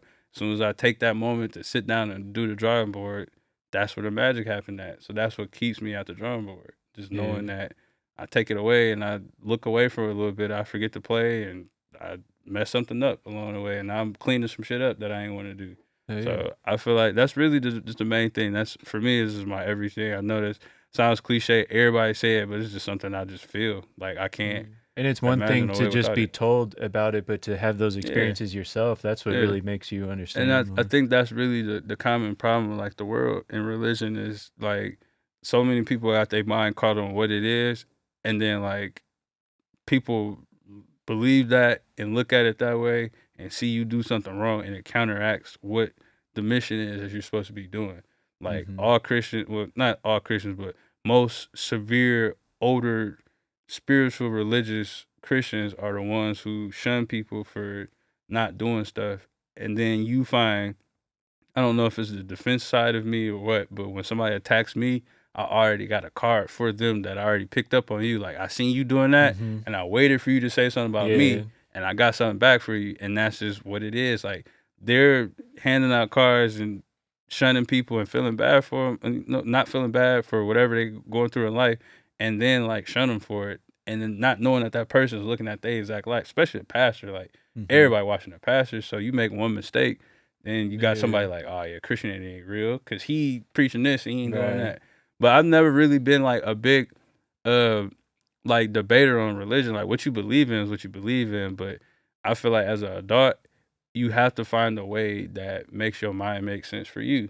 That's my way. Like to make sense of the whole life. Yeah. And it's like, that's my only way. And then without it, I would be confused as hell because I would not know where this is coming from, how it's going about. Like, I know where it comes from. Therefore, when it's something, not even when I need something, it's just a daily thing just to make sure that this stay like this for, it's probably the most constant thing I've, like, moment of my life. Like, it's always been some catastrophe each year that happens that, like, knocked me off. But last year was the one from wire to wire. It was like, all right, well, even when it was bumps that happened, I knew what it happened for, and I could process and deal with it even better than just giving up or just delaying time or just trying to replace it with something else. Yeah. So, and even the songs, like music, is sort of, it can last forever in certain ways, but for the most part, you can't take the money or even the Grammy plaque or any of that with you, you know? So it's like, you do kind of have to just figure out a bigger why of why you're doing it. And that's, you asked earlier about the legacy. That's what I was going to re-ask right now because it cut off.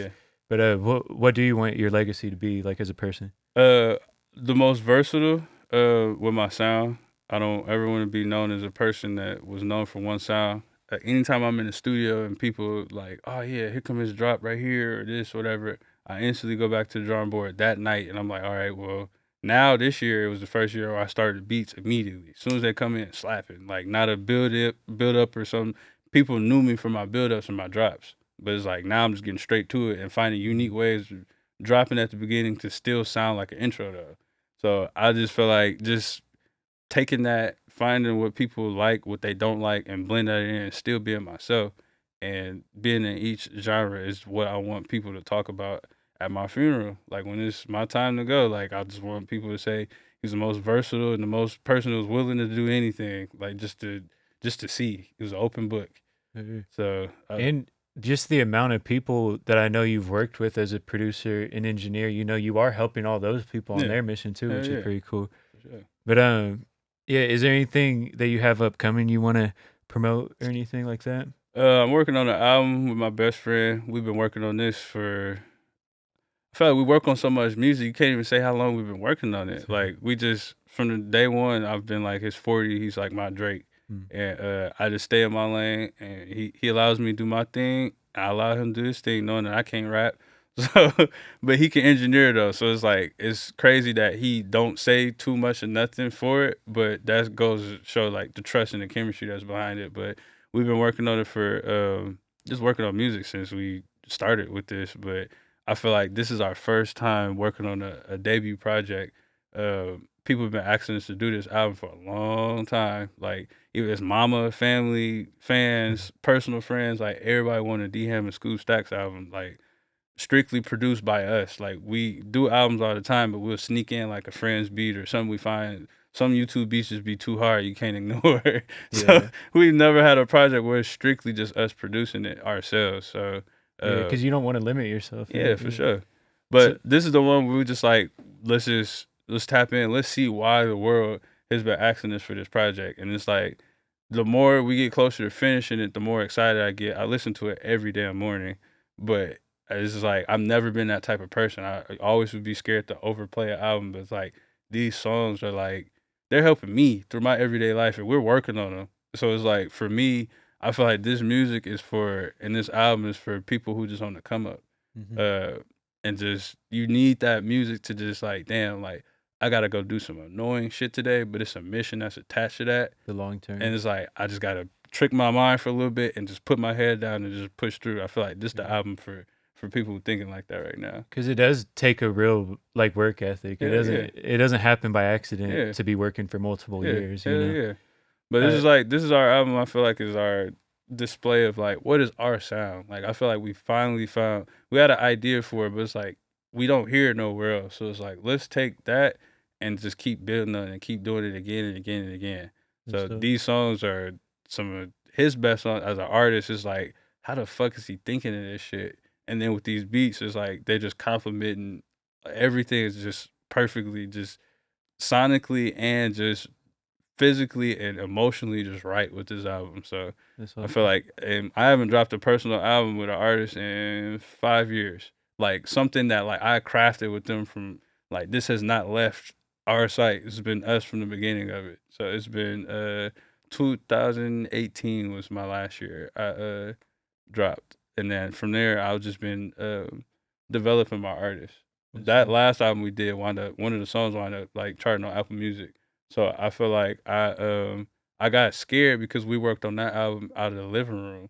I was signed to a studio. My first album was in the studio. So the one I worked on in my living room was the one that charted. It just scared me because it really showed me that like I really got people listening. Yeah. I'm just dropping this stuff just like, I know I got local looks and state looks and stuff, and I'm dropping it for that. But I'm not thinking of the world or the country at all. So how one song could change your life. It's like, yeah, now for sure, like this next one that I said I was going to do was going to be something I would do. I made a promise to myself that I wouldn't drop another album until I had either my studio situation together with like my hub in Indiana, or my equipment, or just when I just felt like it was just right. I didn't want to rush nothing. I just wanted it to be perfect. Like, just because of, now I got y'all attention. Now y'all listening and y'all watching and stuff. So now I need to just put my all into one and just see what happens after that. And that's pretty much what we've been doing over this time.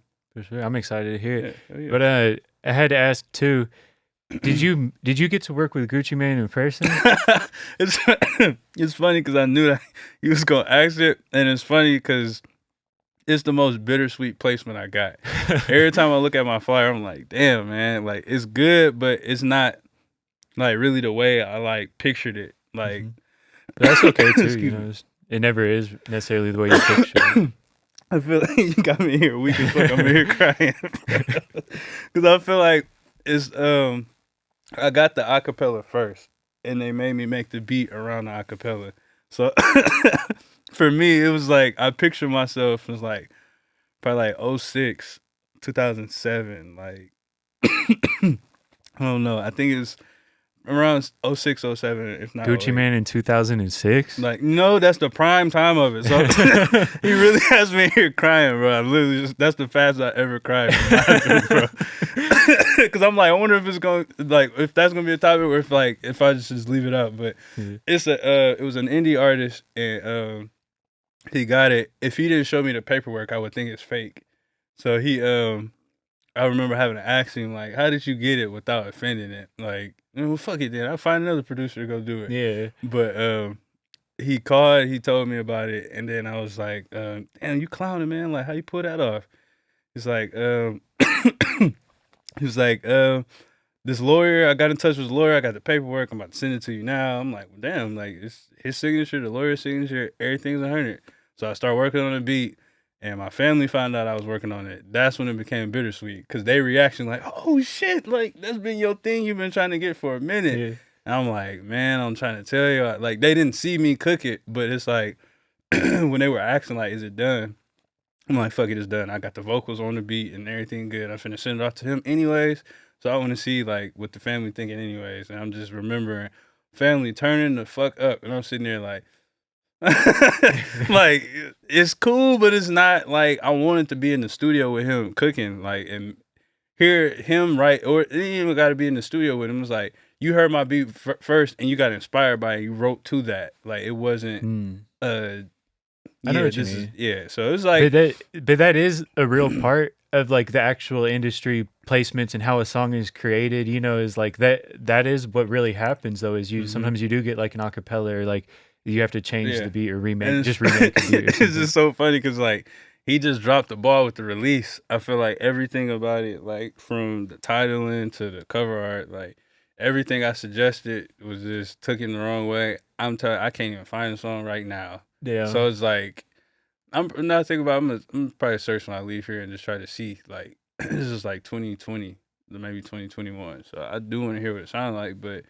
I don't know. It's just like that's why it's like smart to pick what artist you building with, because it's like that artist wasn't looking at the long term. Whether you think it was fried or not, like you gotta think of what is at stake. Like somebody would search Gucci and go and find that, just how Spotify and Apple Music is. He today. could still be promoting. Like he could still push be it, making TikToks. Even if it didn't. If you push it, that's your hack. I hate to say like, you know, like to do that, but it's like it's a part of business. You pay for the feature. If you spend 20 bands on a feature, if you spend that's not even clout chasing at that point. YouTube, you can't even call it clout chasing, because it's like, bro, like I'm just getting my investments worth. Like I'm milking the hell out of my investment. Yeah, like, I'm making which sure you I get my should, because I mean the whole point of probably getting it, unless he was just balling it was for fun, was to reach his Gucci Mane's audience, you know, which is just like, but no, but he hasn't dropped since is the only reason I say like he dropped the ball on that. That's something you dropped. He only dropped it. That was the last track he dropped. That I remember. Yeah. And it's like, if you have dropped something, like you didn't make it noticeable to where I know I live in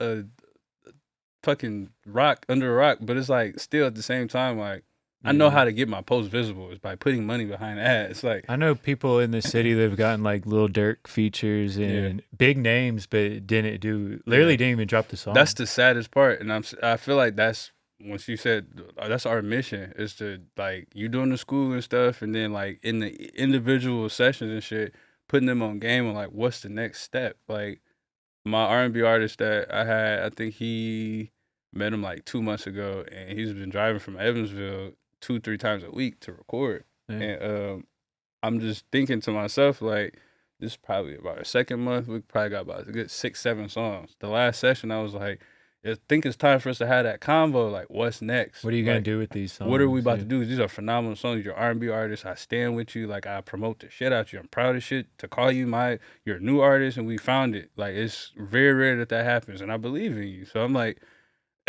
like, well, because you can make the very best song ever in the studio, but if you don't have the business sense to sell that song and get it seen, and then it's not the best song ever, you know. No, literally. And I get the vibe that he understands that, like he knows, like, because he's spending it very willingly in the studio, and he's just now getting into it, and he's younger. You think he's 19 too. So it's like for them to go get their own money, they're not getting help with parents or nothing, putting it behind it.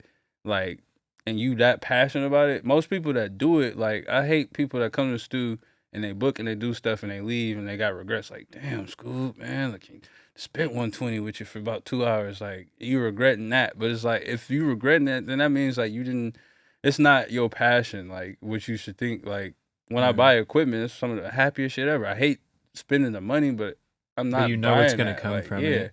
Like, I've sat and watched you for months, if not years, depending on what it is. And when I finally get you, I'm happy. The money is not even something I'm thinking about, because I'm passionate about it. So I'm like... And it should be fun for an artist to promote their music. It shouldn't feel like a chore to have to post about it. But like, if you find fun things to do to get it seen, then you're winning, because then people are going to become a fan of you because you're doing exciting things and you're going to boost the song. And I feel like that's... If you... Like, right now, I'm thirsty as hell to drop new music based off these new songs that me and my best friend have. It's like, that's cool, but it's like, I'm thirsty to drop it because it's like, I'm proud of it. So it's like, if you're not feeling that, like, shit, I could post this every day, like, it's not, suggested to post the same exact thing every single day, but it's like to push it and to share it with people every day. If you're not if proud you're of proud, it, there's you're probably gonna a little when issue. people get kids, like back in the day, you used to have a wallet and pull out the wallet. This is my kids, my grandkid. Like I'm proud. Like you're a stranger. I don't know you. I'm showing you my family right now. Like you can come kidnap them. That's for all dope, I though. know. Like But it's like that's a good way to look at it, though. When they look at it as a pride thing, and it's like that was my problem. If I didn't want to, is it a good like first introduction? Yeah. Like is it a good way for them to first see? Hell yeah. But it's like for me, it's like if I didn't know, like if I had something and I wasn't excited for it and I was scared to overplay it, then that means like it just wasn't resonating with me the right way. Yeah. Like, cause I can't stop playing these songs no matter what happens. I wake up and that's the first thing I do. Like this is my get up music. Like it's hustler's music, but it's not like a common like hustler like trap type vibe. It's like a feel good kind of thing. We crafted the sound ourselves, so it's like it's kind of hard to explain it because we don't even know what we did. We just went with what we like. No, but that's the most important thing too, because then you're not just copying somebody else and taking the soul out of it. You know. So let me ask, because you have the talent side and you've been working in different cities, you've worked with some of the top artists. What do you recommend for the artists in Indianapolis if you have to boil down like one piece of advice? I would say humble up for sure. The ego is what's stopping us right now. And same thing that we were talking about for the engineers, the artists got to do the same thing. The engineers that's recording our music ain't beefing. We ain't doing no type of competition. It's never a thought in our minds half the time, 75% of the time. So as artists, y'all should be doing the same thing because there's no such thing as a one-man movement. Everybody want to be a movement, trying to be one artist, so they can be the artist known as the one who did it. But it's like, if you're just that one artist going crazy in that city, what's going to bring everything here to give us attention? If we all come together, we've been saying this I've been hearing it for at least a good decade down here now, but I just feel like if we all come together and we just push together while we have the attention of the world here, like that's our chance. We got so much talent in this city alone, Fort Wayne, and all the other small stuff, but just the Midwest is struggling with our identity. Like we're in the middle, so we have everything from everywhere, and nobody knows what they want to be. And sometimes that ego stops the quality from rising to the top. Like so it's like they're afraid to shine light on what's actually good, even though it's like unknown. And it's like thinking with that, it's thinking like if you are thinking that way and you want to have the credit and the glory for that, you got to know that like there's only so many sounds you can have before you lose you don't like if we're a Midwest culture and we're already a mixing pot for everything, we don't have an identity.